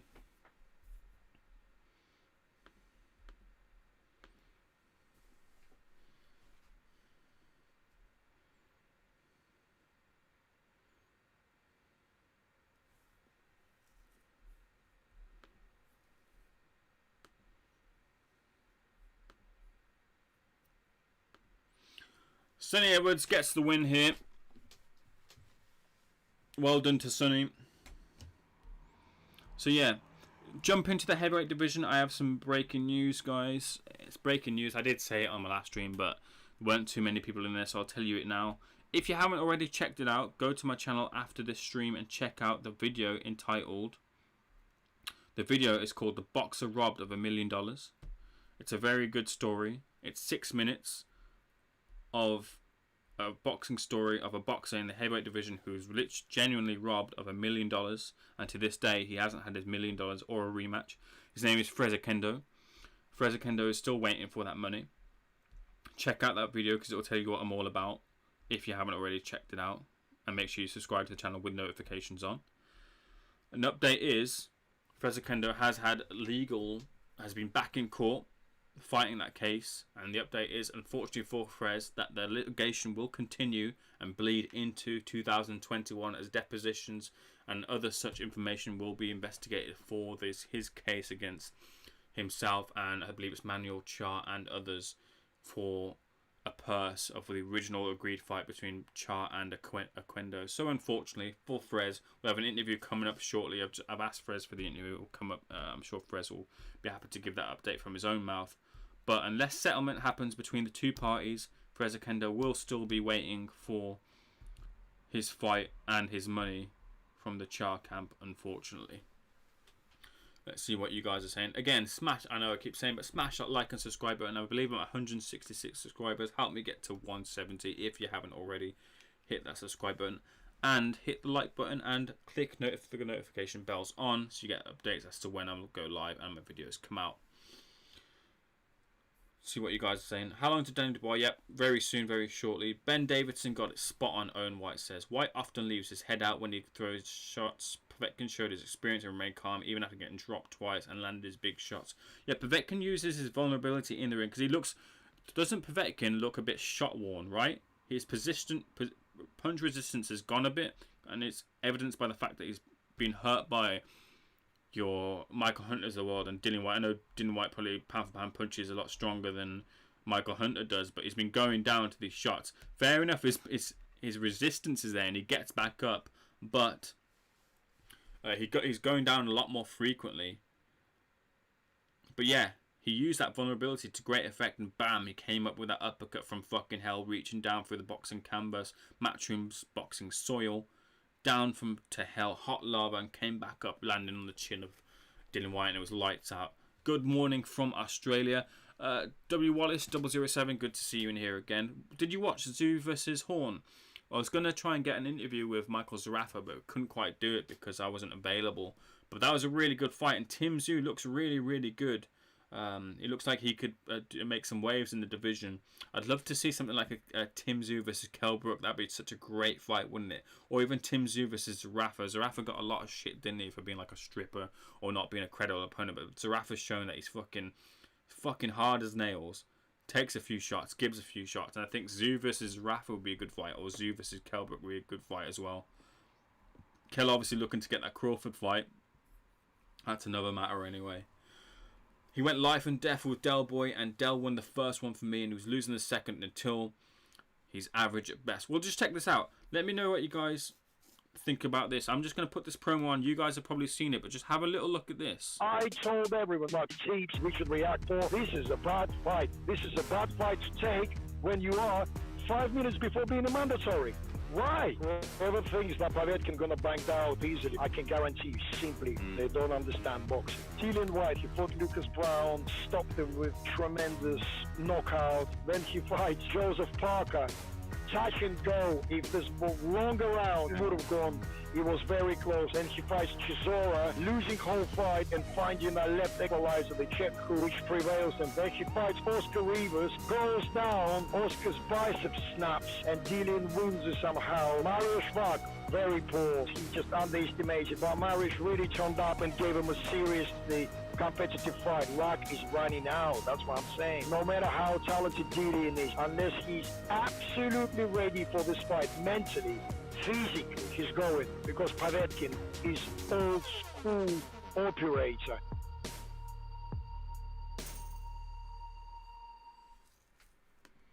So that's Al Siesta calling it right on the button there. I did that interview with Al for Boxing News TV. So there's a little clip for you as we're talking about Whyte versus Povetkin and that crazy knockout. Al Siesta called it. He's Russian himself, and he just saw it something that I didn't see coming, and he knew. Old school operator, absolutely pulling it out of the bag. And he said there, look, luck is running out for Dillian Whyte. He went life and death with Del Boy, as a lot of people think, and he caught, that left hook saved him. Luck just pulled in there for him. Against Oscar Rivas, he went down. Oscar Rivas' bicep snapped. Luck coming in there. Against Joseph Parker, it looked like he was down and out, but the luck came in and he managed to secure the victories. I would say, to be fair, I wouldn't call it luck. I think Dillian did well enough there, and he proved and earned his victories in those fights. But you can look at it and turn it that way and think like that, and maybe the luck in that fight against Povetkin was just out, and the Reaper of Luck just came to reap from Dillian Whyte in emphatic fashion. Owen saying, I would like to go and see Daniel Dubois and Joyce live. Can't imagine Frank putting on it behind closed doors at all. I don't think he wants to, but it sounds like on this. I think he will have to if he must. But on the sounds of it, right? I want to be there as well. That sounds like a really, really good card, because he wants to do Lyndon Arthur versus Anthony Yard on that card as well. And like Anthony Yard's fighting Dex Spellman, and who's just got beat by Lyndon Arthur as well. But I want to be there as well. If I can be there, I will be there. Again, just a quick moment to remind you, hit that like and subscribe button if you haven't already. Help me get to 170 subscribers. If you're subscribed here, make sure you've hit the like button and click the notifications bell to get notifications on my videos. Check out the Freza Kendo interview, the boxer who was robbed of $1 million. Check out the interview I did with Luther Clay. Let's stick that on for the moment. Actually, I'll get to your comments first, and then we'll stick that on. Strong resume, Hutchinson, what is his best win? Little debate going on between Tosh and Hutchinson regarding Dillian Whyte. Povetkin, oh here we go. Povetkin would beat Wilder easy, as he has head movement, is a fast counterpuncher, and can take a shot. Wilder should have fought Povetkin a long time ago, but didn't, which White did, which was very risky. That's a very good point. People forget that Povetkin and Wilder were supposed to happen, and then what happened with it, and Wilder was able to circumvent that, wasn't he? Would have been a really good fight for that, and maybe the Wilder train would have stopped a lot earlier had he fought Povetkin. I don't know with the range. The thing is, the range is a bit different, and the taller opponents are different, a bit different. I think Povetkin doesn't do as well against that kind of height of opponent.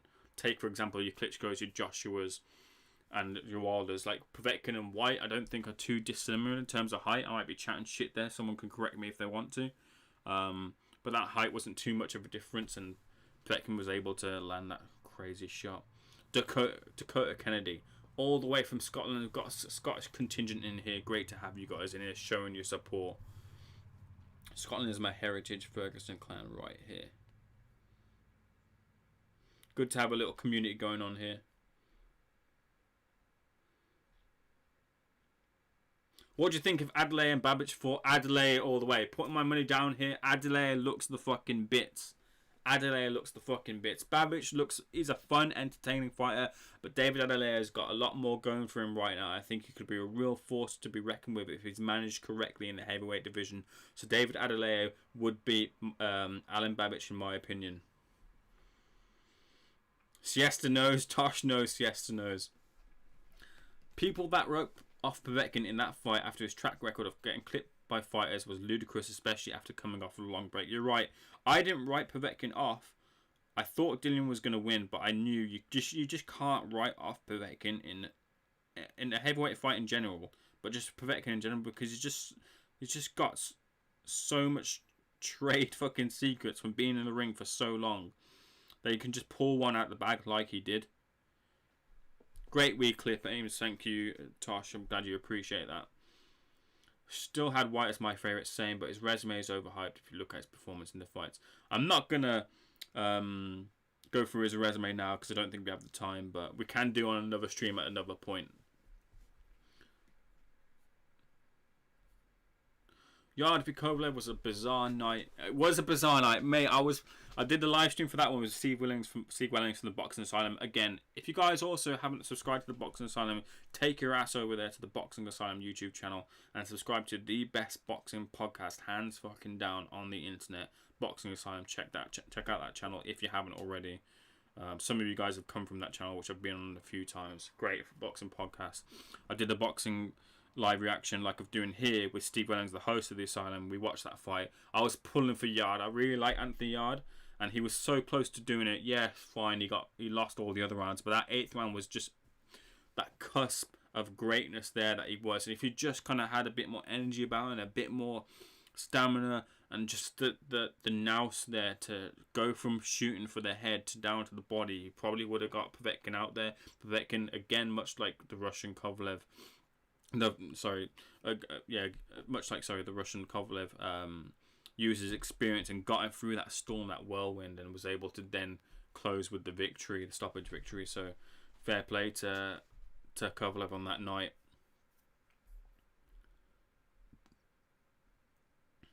What time is the fight? God Hand Neo. It is next, so imminent. The next fight between Daniel Dubois and Snijders is imminent. No, not overhyped because there's big wins on his resume, but if you look at how he performed in them fights and his tendency, Povetkin should have never been written off. For sure, completely agree with you. Tosh Bear, they just got mentioned, however he did it. Limited experience, White beat Chisora, Rivas, Parker and Brown. Brown, a former regular champion, beating Chagev. Don't forget, who's counting regular titles here? WBA regular titles. Who's counting them? Brown over in, where was it? Chechnya, got the win over Shagayev. He got dropped and then he came down to just finish Shagayev emphatically, and then he popped, didn't he? Which people will have their opinions on that, but he won the WBA regular title, and then he got stopped by, that was a crazy left hook. That has to be said. That stoppage was, he totally lights out Brown, and then Brown went on to lose to David Allen, didn't he?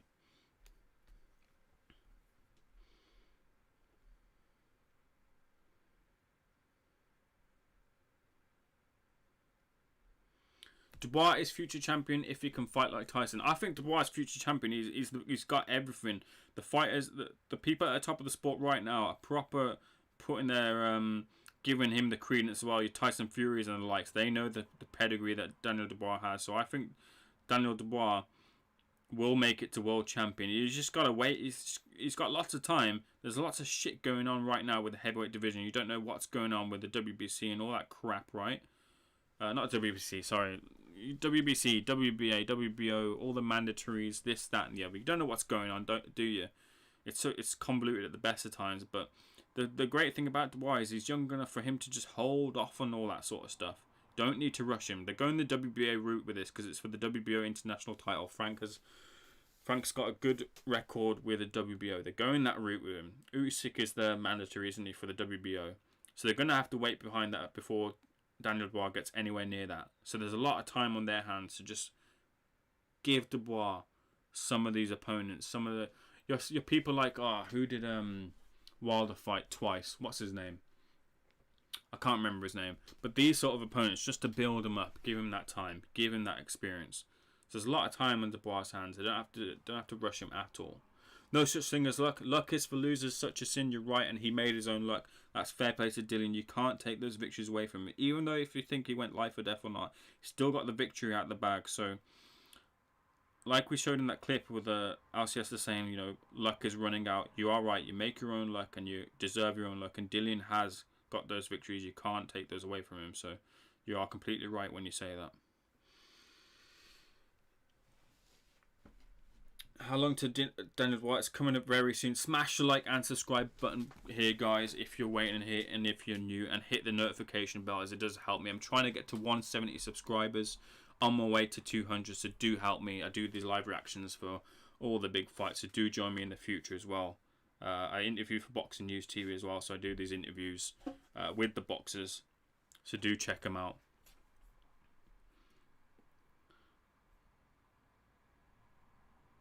Wilder actually that's right, yeah. Thank you for reminding me. Wilder actually lost the court case and had to pay $4 million. Yes, William Wallace 007. You remember last weekend when I said Povetkin will use some old Soviet tricks? I was right on $1. I love Russians. How much did you win, William? Let me know. As you guys know, I don't gamble. I don't promote gambling either. But if you guys are into gambling, that's all fair enough. You can do what you want. And if you win, that's even better. So well done for winning, and I hope you enjoy the money. And well done for backing yourself as well. Price Fury got handled. Sorry guys, I'm just catching up on the comments.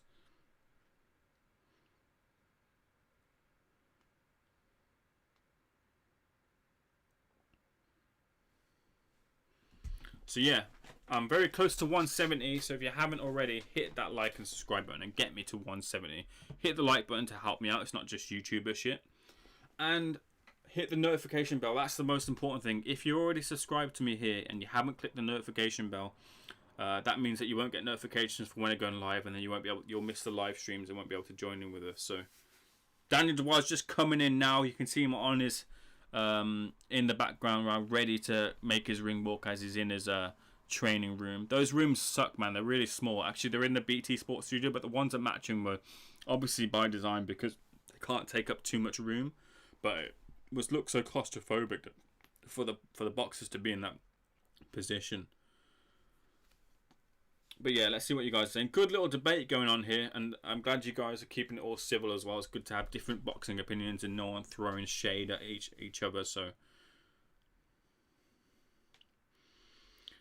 Joshua had problems against Povetkin too. Yeah, that left hook proper jacked the jaw, gave Anthony Joshua a locked jaw. But and fair play to Joshua, right? He took that shot flush and he kept on going. So fair fox to him. Guys, there's 35 of you in here, 17 likes. Please do hit that like button.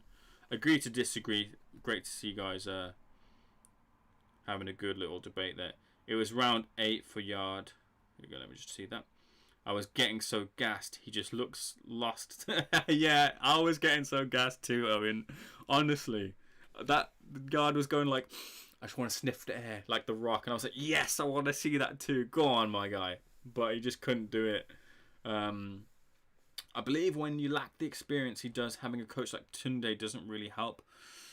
The thing with them is they've got that close relationship, and I don't think, unless something crazy happens, they're going to split from each other. Unless like I said, like a crazy opening with like a really experienced coach comes in. They really like each other. They have a lot of trust with each other. And he's bought in. Yard and Tunde are both bought into each other. And I think they're both learning on the job. So, I don't know. I think Yard will eventually win a world title. If he's managed correctly, I think he will get the world title shot and he'll get the win as well. But it will take time. But it will come for Anthony Yard. Tunde or Eubank Sr.? Who's the biggest hype man in boxing? Eubank Sr. for me. I don't know what he's doing. I respect the guy. His resume speaks for himself. Eubank Sr. is a fucking legend, right?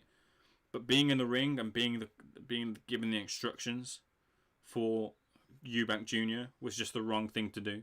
And they've now rectified that mistake and they've made those changes in the ring. And hopefully Eubank Jr. He's won, obviously, what is it? An IBO world title. Recognise that if you want, yes or no, that's your opinion. But they'll position him in for a more prominent world title. Your IBFs, WBOs, WBCs, WBAs. And he could win one in the future. I wouldn't rule that out. He had that fight against... I fucking forgot. It was going to be a good fight, but then what was his name? I can't remember. But he goes, I've got a secret weapon. Before the fight, he goes, I've got a secret weapon I'm going to show you in the ring. And he goes and fucking does his arm, and the fight's called off. Fucking ridiculous. Tunde, empty the tank now. Yeah. Just a bit of inexperience, man. A bit of inexperience. Owen White saying, Usyk will upset the heavyweight division and change my mind. I'm not gonna. The only thing I'd say about Alexander Usyk is he has all the skills, but the problem is he's not a big, tall heavyweight giant like the current successors, or those having success in the heavyweight division, are giants, and that's the issue right now. And Usyk might come unstuck when it comes to those bigger fights, like your Tyson Furies and your Anthony Joshua's. That power and that height is very telling because they can keep him on the end of punches. Usyk will have the knowledge and know how to shorten that distance, come through with overhand rights and be more technical, and eventually maybe stop or land, like he did with Tony Bellew. He eventually got that stoppage, and Tony Bellew was just flat out on his back, and Usyk was came out victorious. But that's the only little marker for me right now, is that kind of genetic, obviously born with issue, because he's just not that tall and doesn't have that muscle. But he could. It doesn't matter, to be fair. Once you reach that heavyweight division, heavyweight limit, you're there and you can knock him out if you land on the chin. So the fight's coming through now. I think we're having Snijders coming into the ring now. So hit that like and subscribe button if you haven't already. Make sure you click the notifications on. I'll check what you guys are saying. Just catch up with everything. Unreal, man. If you think about it, was close to beating a legend. He was. You can never doubt that. It was just so close to beating Kovalev. Modern great right there. Yes, but Brown and Rivas were undefeated at the time. They fought White, and Parker just came off a points loss against Joshua.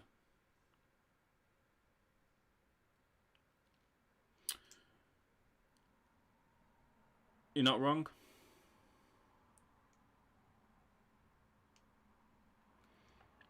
Dubois is young. He's yet to be tested. He's got a lot of time, man. Latte did catch him. Latte did catch him with a shot. I think it was a hook when they were trading. Fucking, you should be calling Daniel Dubois Captain Hook, the amount of hooks he fucking throws. He loves the hook. And look out for the hooks in this fight as well. You'll see it. He did get caught with that hook and he took it on the chin. He kind of just stumbled a little bit. And then he kept throwing. And I like that. I like that when he gets kind of caught, he'll throw. I only bet with friends and want to slab off fairs. Brown was 40, yeah, he was. And then Mr. Amazing Me and Cherry Pick himself manages to... I gotta catch up with all these comments. Oh, you're like Canelo. Yeah. Fuck that shit, man. Canelo proper got him at the right time, didn't he? Has it started yet, bro? It's starting now. Daniel Dubois coming out to some Snoop Dogg. I got money in Dubois. Well, I'll let you know. Final call before the fight starts. Smash that like and subscribe button. Help me get to 170 subscribers. interview with Fraser Kendo. You'll see what I'm... I did an interview with Fraser Kendo. You'll see what I'm all about in terms of boxing content. Check out the video after this one. It's called The Boxer Robbed of $1 Million. Check out the video, 6 minutes of your life. Check it out, and I guarantee you won't be disappointed. That's what I'm about. Smash the like and subscribe button here, and doing these live reactions. Hit the notifications, because then you'll get updates and straight away as to when I do these live reactions, and you guys can join me on here. I interview boxers as well for Boxing News TV, so go over there and smash the like and subscribe button. We're about to get the fight starting now. I'm going to get through to the comments. The fight ain't lasting 5 rounds. Mate, the fight ain't lasting 4. I'm calling this inside 4. Round 2. Daniel Dubois will get the stoppage, and Snijders will be out there. Lucas Brown on Instagram is absolute jokes. Loves a conspiracy theory. I have to check Lucas Brown out. I ain't seen it. Tosh from the start, I said not lasting 45 seconds. We'll see. I think he'll get through the first round. He won't get through the second, but it will stop inside 4. I'm Australian. Lucas Brown is such a bad look for Aussies. We spot Parker from NZ Moore. Parker's going to be fighting in New Zealand, isn't he? Very soon. If Dubois wins into round 2, 3 or 4, that's money in my pocket. Look, wishing all the best to anyone who has a bet on Daniel Dubois. Hope your money comes through. Don't bet myself, though. And because Dubois has time, I don't understand the Joyce-Dubois matchup. What's the point, and why not have them both step up and have the fight at a later stage? I don't see the point. I think it's because Franco's got to put one of these into heavyweight contention very soon, and I think he wants to push forward with Daniel Dubois. And a name like Joe Joyce, who's an achievable name, and a name right now, that a fight that they can do because of lockdown, is one that's too much to pass up upon. And it's good money for both those fighters. So it's make or break. Well, not really make or break for Dubois, because he can come back and back into a better fighter. But for Joyce right now, because of his age, he has to be in this sort of fight to get him up into that level and get him fighting in these heavyweight belt fights. So I think that's why they put him through. As Tosh is saying here, Joyce is 35. Dubois against Brazil, good pick there. Washington, and Joyce against Cabello Wallen. I'd like to see Joyce against both those fights, and Dubois as well. I'm happy that Eubank Jr. is... I've got to catch up with all these. Roy Jones, yeah. Roy Jones has got to take his time with his own fight against Mike Tyson, but it's a good little matchup there. Footwork for Usyk, yeah, I agree with you. I just want to see it. Shondell Winters beating Chaz Witherspoon isn't enough of a measure at heavyweight to see what Usyk is about yet. We need that kind of marker just yet. Eubank won the WBO. That's right. Sorry. What was it? WBO or IBO? Yeah, that's right. Junior won the IBO. Right, fight is about to start now. I'll have to catch up with these in a moment. Here we go. Inside 2, I'm saying. Inside 4 at the latest. Ricardo Snijders and Daniel Dubois. Will we get a shock in the heavyweight division a la Povetkin and White? Here we go. Daniel Dubois taking the front of the ring immediately on the front foot against Snijders. Snijders just pouring out that jab. Moving around to his right. 1-2 from Daniel Dubois, already causing some trouble for Ricardo Snijders. He moves back towards the top of the ring as we're looking at it. Daniel Dubois looking the much heavier man here. Much heavier. Single jab to the body. Right hook and then a left hook to the body from Daniel Dubois. Snijders takes it and then moves off. Pouring that jab, Daniel Dubois is trying to get that guard open. That guard is not solid at all from Snijders. That 1-2 down the pipe could be a really effective weapon here from Daniel. There's the single jab firstly from Dubois. And another single jab. Left hook to the body. Dubois eats a right hand in return. But that right hand was just shot off to ensure that Ricardo Snijders wasn't caught there on the ropes. But it did land on Daniel Dubois. Good work there from Snijders.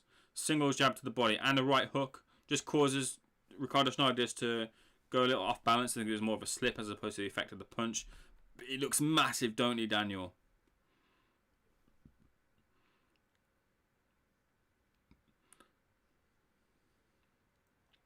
Right hand to the back of the head, Ricardo Snijders complains, and he's right. There was a right hand to the back of the head from Daniel.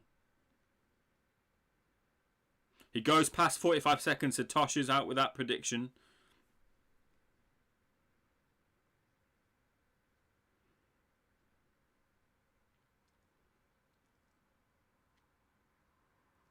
One, two, and the 3-punch combination, left hook to the body, and Snijders is down already after left hook to the body. And he don't think it's gonna. Yeah, he's just about got up from that left hook. He might see it through the round. There's 45 seconds left if he goes on his bike, but that little left hook to the body under the elbow catches Ricardo Snijders, and he's in a lot of hurt here as he's dipping down again. I think it's just because he was pushed there. He's getting the count though. Will he see it out this round? 30 seconds left. I predicted this round 2 stoppage. 20 seconds here. Will Daniel Dubois push on the gas here? I think he will. Right hand and a left hook now. And a right hook there. Here's the hooks coming through for Daniel. Smashing him through on Snijders, who's down again.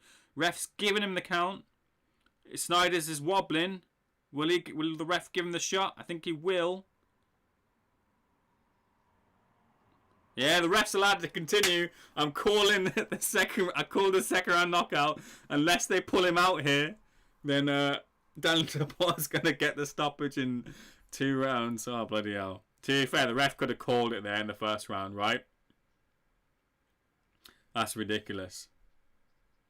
What are you guys saying here?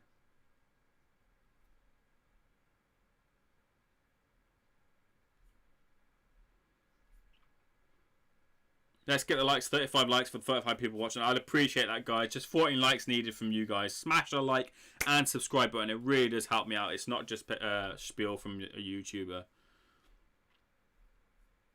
First round, 3 times. Ricardo Snijders goes down. Second round, I think he's going to get the stoppage. Let's have a look at this. The ref's going to wave it off, right? If he goes down again. Barring something crazy, Dubois is going to win this fight. Back on the ropes, Ricardo Snijders. 1, 2. There's the left hook. There's the right hook to the body. And so Ricardo Snijders is down again straight away in the first 10 seconds of the second round here. Looking very sorry for himself, saying, what can I do? Ref's going to call this off. He looks alright. Yeah, there you go. And the fight is over. Daniel Dubois wins after the left hooks and the right hooks to the body. He loves throwing them. Forget the 1-2s and stuff. The stuff down the pipe like the Dr. Stillhammer 1-2 clinch and stuff. Daniel Dubois is all about the hooks. And again, he showed that again with left hooks and right hooks to the body. The beginning shot was a left hook to the body right under the elbow of Ricardo Snijders. And really, Ricardo hasn't really recovered from that body shot. And Daniel Dubois just kept putting in that body work. Some shots up to the top as well. One that looked like it wobbled Ricardo. As he got up, you could see that the legs weren't quite there. But the ref allowed him to continue as the bell for the first round was about to ring. And then, barring the ref with their own corner pulling him out, which they didn't, obviously, Daniel Dubois, in the first 10 seconds-ish of the second round, got the stoppage on Ricardo Snijders after he pushed him towards the ropes. We're getting a replay here. 1-2, jabs, right hook to the body. Then Ricardo Snijders kind of buckles and another left hook comes through. It doesn't catch. There was a left hook there as well. I shouldn't miss that one. Left hook and a right hook, both of them to the body, which do the work and drop Ricardo Snijders. And Daniel Dubois comes through unscathed with the win against Ricardo Snijders. Sweet, got 3-1 for round 2. There you go. There it is. Such a sin. Hating this stuff. Useless fight this was. And yeah, this is the thing. Like, they're not going to jeopardize that fight against Joyce. But you're not wrong. It was just a crap opponent. No disrespect to Ricardo Snijders, who would absolutely obliterate me in the ring. But for someone like Daniel Dubois, routine work. And can you really even say ring rust kind of shed it off there? 1 and a bit rounds there. You know what I mean? Push the fucking like button and subscribe. William Wallace is saying, please do if you haven't already. You guys are still here. Check it out. Thanks everybody. See you next time. Such has been dipping out. Great to see you in here. I'm glad we'll see you in here soon as well. I'll just close out with this whilst we wait for Daniel Dubois to just do a post fight interview. And we've got to see what Tyson Fury says as well. He nods his head in approval. It's almost like Triple D has been training for Joyce with them body shots. Yes, Owen, again, picking up on what we've seen before and what I said earlier. The body shots are going to be key against Joe Joyce. The body shots will set up a knockout for Daniel Dubois if he throws them there, for sure. I'm just picking Joyce right now. I might change my opinion. I probably will. But if Daniel Dubois throws to the body, he will end up getting the stoppage for sure on Joyce, because we've seen Joyce in trouble. Proper tomato gun, that's Snijders. Call him an Andy Warhol, because Andy Warhol is fucking painting pictures of tomato cans, fucking Ricardo Snijders tomato cans, because Ricardo Snijders was no opposition. He absolutely melted in front of Daniel Dubois. And Daniel Dubois comes through unscathed against Joe Joyce. Tyson Fury's there, but Joe Joyce isn't there, which is a shame. We'll be seeing soon some interviews from those guys. I'm hopefully soon get an interview with Joe Joyce. We'll see if I can get that done. But count your cash, guys. Those who betted and those who enjoyed. I hope you've enjoyed this live stream. Daniel Dubois. We saw David Adeleye. We didn't see it on the stream, but David Adeleye fought. He looked really good. David Adeleye looks like a really good fight. It could be something really, really good, really troublesome to contend with in the future. Willy Hutchinson again made light work of his opponent. Sam Maxwell was in a nice fight against Joe Hughes. Sam Maxwell picked up the victory. Sunny Edwards looked really nice, really speedy, really flashy, getting the points win against Thomas Asomba. And Daniel Dubois shaking off a little bit of ring rust in against I nearly said Thomas Asomba, in against Ricardo Snijders, replacement opponent for Erik Pfeiffer after a MRA scan was sent in, as opposed to an MRI scan. And the winner is Daniel Dubois. We'll just stick with him just to see his post-fight interview. Daniel Dubois in the second round. A lot of people predicted this not going long at all, and it didn't. It finished off in the second round. It could have finished off in the third after the first knockdown or even the second knockdown, but the referee gave him the opportunity, and he didn't need to be fair. Daniel Dubois just finished him off.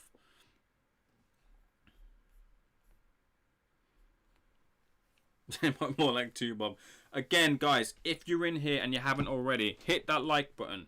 Hit the subscribe button. We do these live reactions. Hit the notifications bell, because you'll get notifications of when I next go live.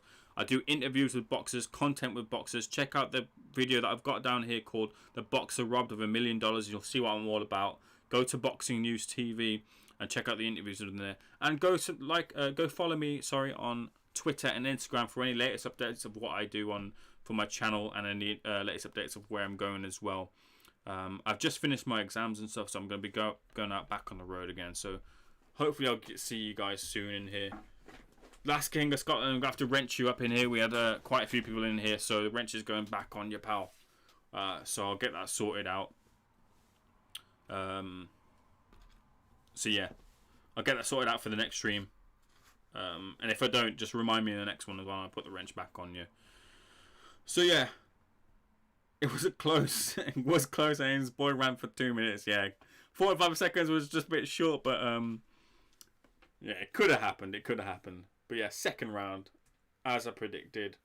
I thought it wouldn't go 4, but yeah, decent night enough. You know what I mean? No boxing was on. Ramirez vs Postol is on later. I won't be doing a live stream for it, but I'll keep my eye on it if I'm awake. If I can't sleep, you might see me on here, but likely not. But yeah, Daniel's just doing his post-fight interview. I'm just watching this now with Frank on his phone there as well.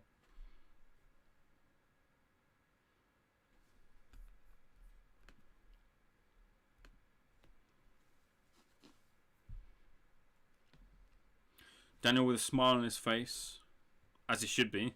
Easy work. I got 169 subscribers in here. My aim was to get to 170. So if one of you guys can hit that subscribe button, that would be great. Ring rust shaken off. 2 rounds. How much ring rust can you shake off, really?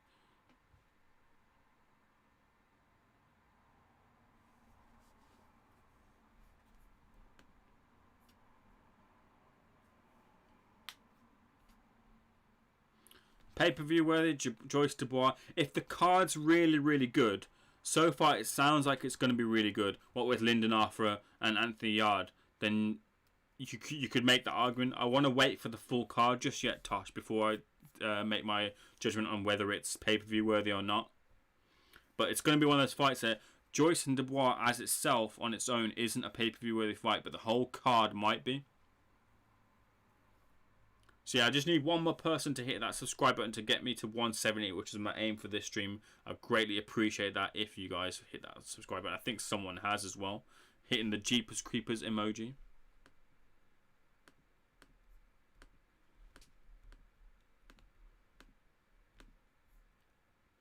There you go, Frank admitting he doesn't want to do it behind closed doors, but he has said before that he would do it behind closed doors if needs be. I've hit that 170, so if anyone wants to give me some contingency and get me to 171 in case someone unsubscribes, then please do. But it's been great to have you guys on here. Just going to listen to this end of this interview and then I'll sign out here.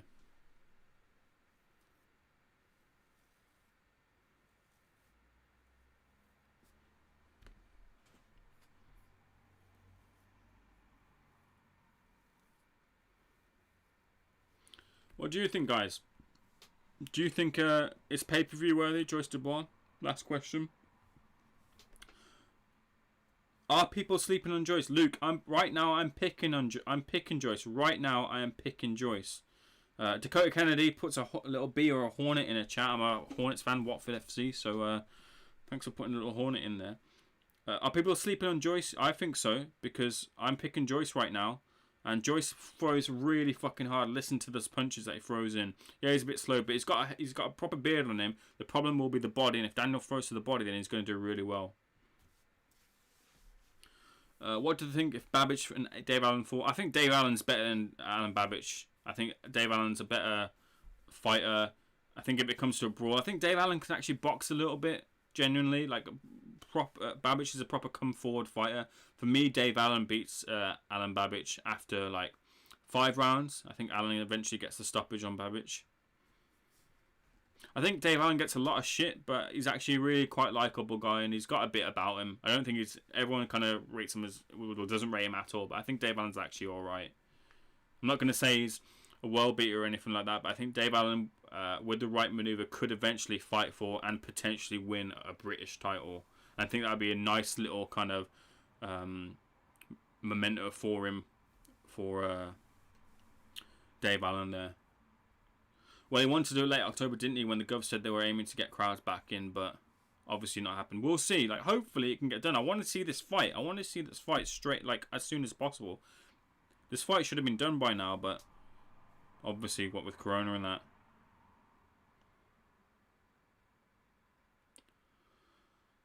Yeah, subscribe, motherfuckers, if you haven't already. Hit that like button.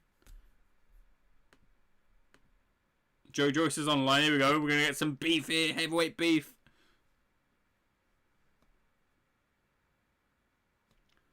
Yes, pay-per-view worthy in the current climate. That's not a bad shout. I didn't think of it that way. He's got Joe Joyce in the background.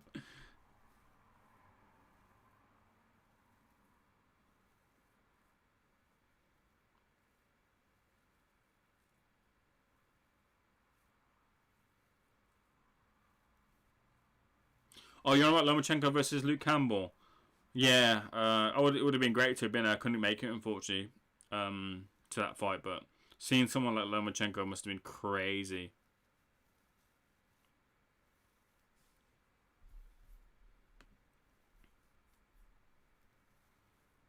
Joe Joyce made a really good point there. It is a shame that Pfeiffer wasn't in there, because Pfeiffer's is much more of a credible opponent and would have fought back.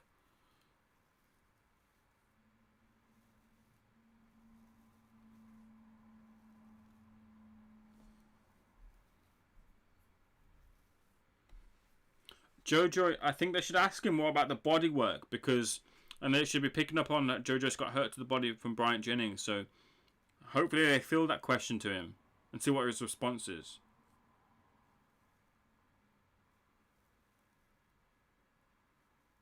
Just asking about the training with Daniel Dubois in the forefront of the mind.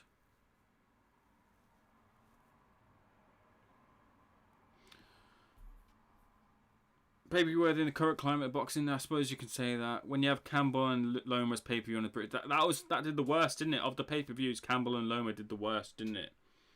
In terms of buys, if the reported figures are correct.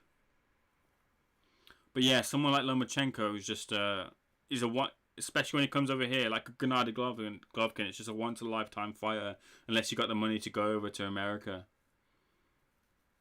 Yeah, 100% if you're a boxing fan, but not going to have to pull up the cash. And that showed in the figures.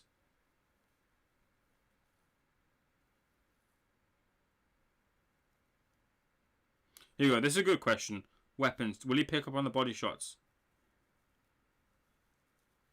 Yes, here we go.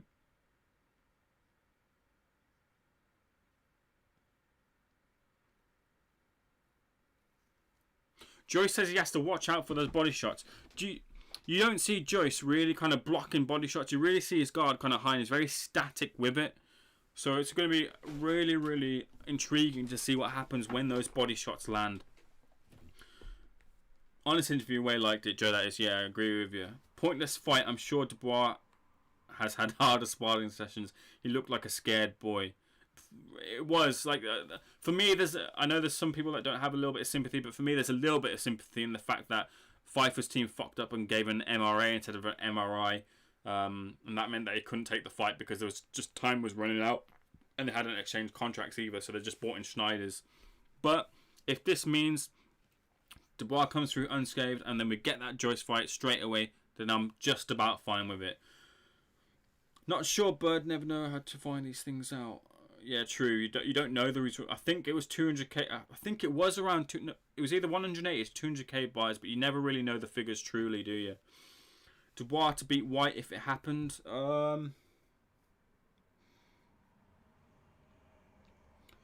Good question. And Dubois would beat White.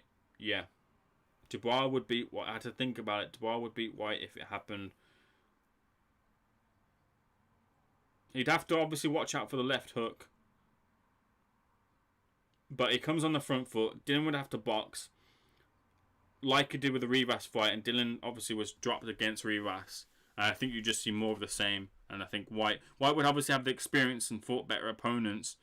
But I think Daniel Dubois would eventually get the stoppage and beat Dylan White if that fight were to happen now. Might come to you on Twitter and all he does, yeah. So I'm gonna sign out here, guys. Thank you guys so much for joining me. Smash the like and subscribe button if you are new here. Helps me build, helps me grow. As I'm trying to get to 200 subscribers. You guys got me to 170, which was my target. It's been great having you guys in here, keeping me company. You guys know that I interview for Boxing News TV. I go to these events. If you've got any questions for any boxers ever, just let me know. Follow me on Twitter and Instagram to find me. You can drop me a DM or drop me a follow. Helps me grow as well. Much more boxing content coming out here on this channel. I do these live reactions for the big fights. Come join me so I'm not alone and we can all chat like we debated in here. You guys did some bringing up some proper good points that even I didn't think of as well. And having some nice good debates on the channel. So it's been great to have you in here. Check out the interview called The Boxer Robbed of $1 Million on my channel. It will tell you what I'm all about. The content I want to put out and provide to you. If you don't like it, 6 minutes of your time. And if you don't like that, then fair enough. Because that's what I'm about. And I promise you, it's going to be a story that you're going to enjoy. You'll learn from it if you don't know about the story. And you'll want to see more. So that's what I'm all about. So check out that video. 6 minutes of your time. And I'm sure you'll enjoy it. And I'm sure you'll see what and like what I'm putting out. So I want to thank you guys so much for joining me. It's been brilliant. Appreciate you guys helping me out here. Tyson Fury's just on here as I'm just closing myself out. The king, the lineal king, the champ. At this moment, White wins. DDD may be a few fights down the line. Yeah, I mean, that fight's not going to happen next, is it? Because obviously it's contractually. But I think when it does eventually happen, if it does, Dubois has the beating of White.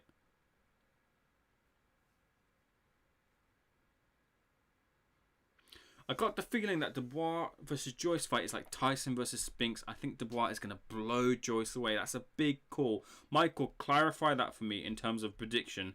Are you saying that Joyce would get blown away within like 3-4 rounds? Are you saying it's like that? It's proper conclusive. It's proper a demolition job from Daniel Dubois. Is that what you're saying?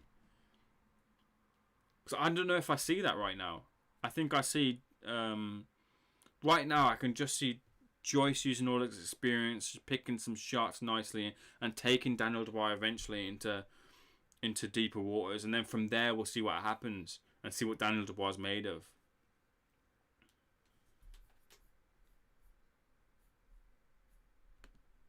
The straight Turo, how are you going to come in and just say someone else is doing a thingy joint on there and not even drop a subscribe button? Hit that subscribe button if you're going to do that, pal. Come on.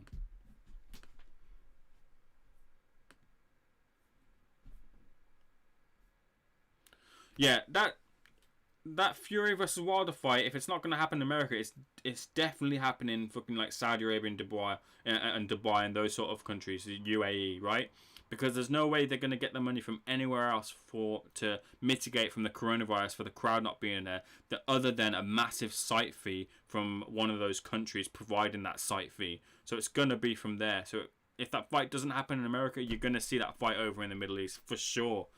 Tyson Fury's been over to the Middle East anyway with the WWE. He's been there. He's probably got that connection with, was it the Prince? Is it Bin Hamid or whatever his name is? One of the princes there has that connection with Tyson Fury. So no doubt, if that fight don't happen in America, it's not going to happen over here. It's very unlikely going to happen over here. It will happen in one of those countries for sure. Mark my words on it. It's going to happen over there if it ain't in America, because that site fee, that money for that site fee is going to tell, especially with mitigating against the fucking gate loss for sure.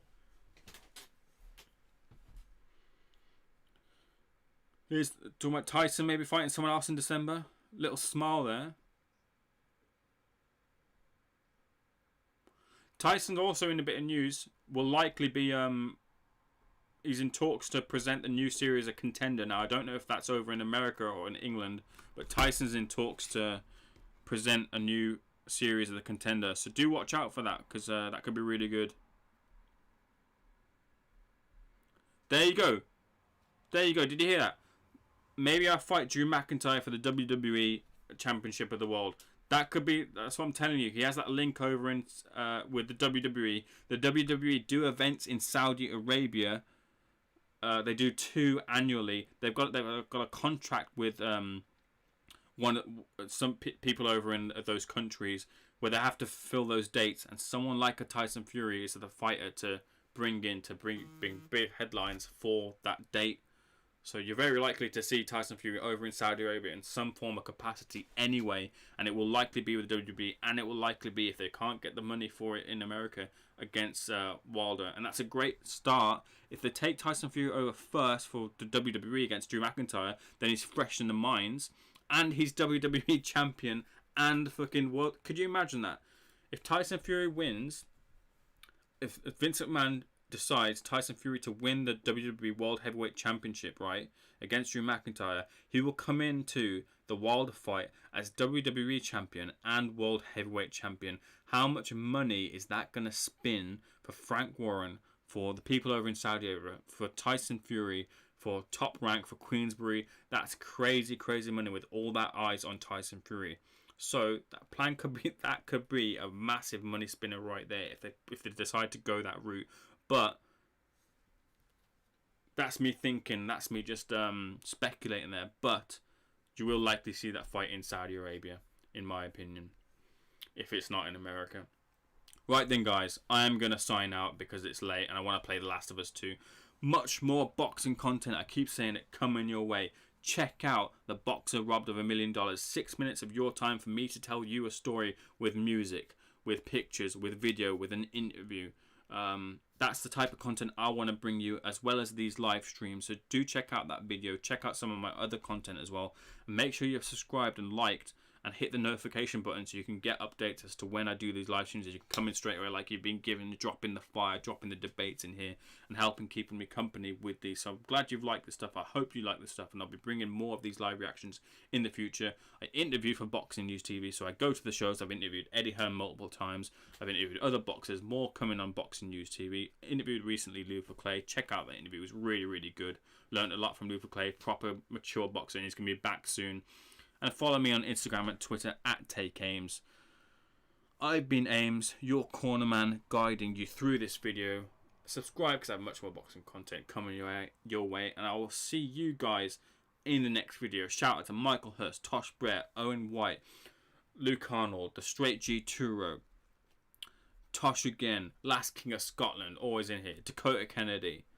Shout out to Such a Sin, providing the debate with Tosh, William Wallace, W Wallace 0071. Jump Gang was in here as well. Who else was in here? Let's have a look. I'm just scrolling up. You guys have been popping in the chat. Godhand Neo was in here, checking out Daniel Dubois. That's about Mr. Patrick Curtis was in here as well. That's about all I'm going to go through. I will see you guys on the next video. Peace.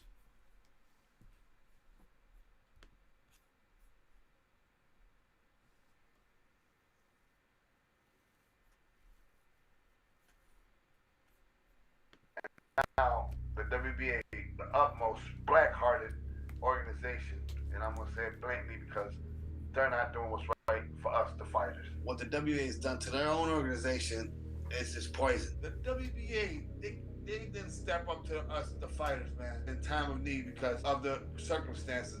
And that's wrong. I feel sorry for him. The fact that he was lured over under false pretense of, this $1 million purse or whatever, and then the Russians tried to, fob him off with $225k in cash. He was taken into a dodgy room and had to pressure him to take, the original purse, and then they just decided not to pay it. It's a disgrace. It's an absolute disgrace. Week and a half before the fight, I just stopped cold turkey training because I'm here in the hospital, fighting with my son and my wife for their lives. I'm not thinking about fighting right now. I'm thinking about my family's life. Povetkin's promoter, Rubinski, ended up communicating with Kadyrov, the president of a country, Chechnya. He reached out to me, this is a billionaire company. Why does he keep coming? They know my situation. I'm in a battle with my wife and son. And he got on the phone and said, yes, please come over. We want to give you $1 million. Please, come. This is the biggest event in our country since, it's like an Olympics for our country. We never had a stage, nothing this humongous, Once they promised us the rematch clause, they put in on top of $1 million, all that. The rematch clause is what really sealed the deal. July 6, 2014, we're in Grozny, Chechnya. Frez Okendo versus Ruslan Chagayev. How does the fight go for you? I have to pace myself because I'm thinking having trained or sparred in 2 weeks, kicking in half of the fight. Chagayev was gasping for him. He was losing. He was looking like a beaten fighter. Kadyrov started getting nervous. He did not go just once inside the ring to wake him up. Not two, not three. He went there 4 times. There's rules and regulations in the WBA, books that if a person that goes up there that's not part of the 4-man corner in there, they're automatically disqualified. But of course, they're not going to do that in Chechnya because they'll get, beheaded or something. Ain't no telling. Their lives on the line, you know what I'm saying? So the whole tips were, unanimously was stacked against me. They had to carry him off, the stretcher, from the, to lose. Yeah, it was just a black out of boxing that WBA, they didn't do their job. That's when I knew that the fix was in. We went to the airport after the fight. Still haven't got my money. Timur was Kadyrov, like one of his right-hand man, and this other guy named, actually the WBC women's representative, Mueller. He had ammunition. They all had carrying guns in this airport. They both came up, told me to, accept this cash and, go on. I'm like, huh? And I'm like, this is not what I was promised. I refused to accept. I said, no, I lost $1 million. I had to go home with no money. Were the WBA aware of this? See, that's interesting. Because being a commission, they were supposed to make sure the fighter get made. And that's a great point there. Yes, the WBA knowing that I was supposed to get paid a minute, and they were supposed to make sure all fighters and all their commission, all the championship fighters get paid per contract, per WBA contract that I signed. That promised me that, and the WBA didn't do nothing. They turned another way. Later in July, Terek, the company promoting the fight, sends you $215,000, not the $1 million, not the $500K. It was like a slap in the face. I said, okay. I ended up getting together with my legal aid, my legal team, and we decided, these guys are not being trustworthy, and the WBA, we're gonna have to put them on the spot. In March of 2016, Ruslan Chagayev fights Lucas Brown in a fight that becomes a moment in the history for Lucas. Yeah, that would have been me. Yeah. The WBA say Brown versus Okendo must take place. Your reaction to when Lucas Brown tested positive when you got that news? What a surprise, because after he got knocked down, cut, busted, he got back up and knocked Chagayev out, which Chagayev was winning the whole fight unanimous until that round. So he had to be on something. The WBA mandates Shannon Briggs and Frez Okendo for the vacant belt. Shannon Briggs tests positive for steroids. In September of 2018, Shah versus Frez Okendo is ordered. Shah fails a random VADA drug test on August 24th. I was frustrated. I'm just upset. Like, I'm doing all the right things, and these guys just keep prolonging my life, my career. But I tested positive, and that's when the WBA should do something about it and reward me. It's not my fault that I don't get a chance even to step in the ring because these guys are all juicing, and I'm glad for Vada to be in existence, and I should be crowned champ. The WBA, who promised me in 120 days by signing that contract, I'll be fighting again for championship. Here I am 6 years later. Yeah, a lot of people have been asking me that, because, man, Fred, how can you deal with all this madness and family, you know, all this at once? But, you know, I leave it in God's hands. You know, boxing, like I said, is 80% mental, 20% physical. And, you know, I've been through worse situations growing up. You know, a kid from Puerto Rico migrated to Chicago, one of the worst housing projects in the city of Chicago, which they call Chirac. For me, if I survive that, I can survive anything.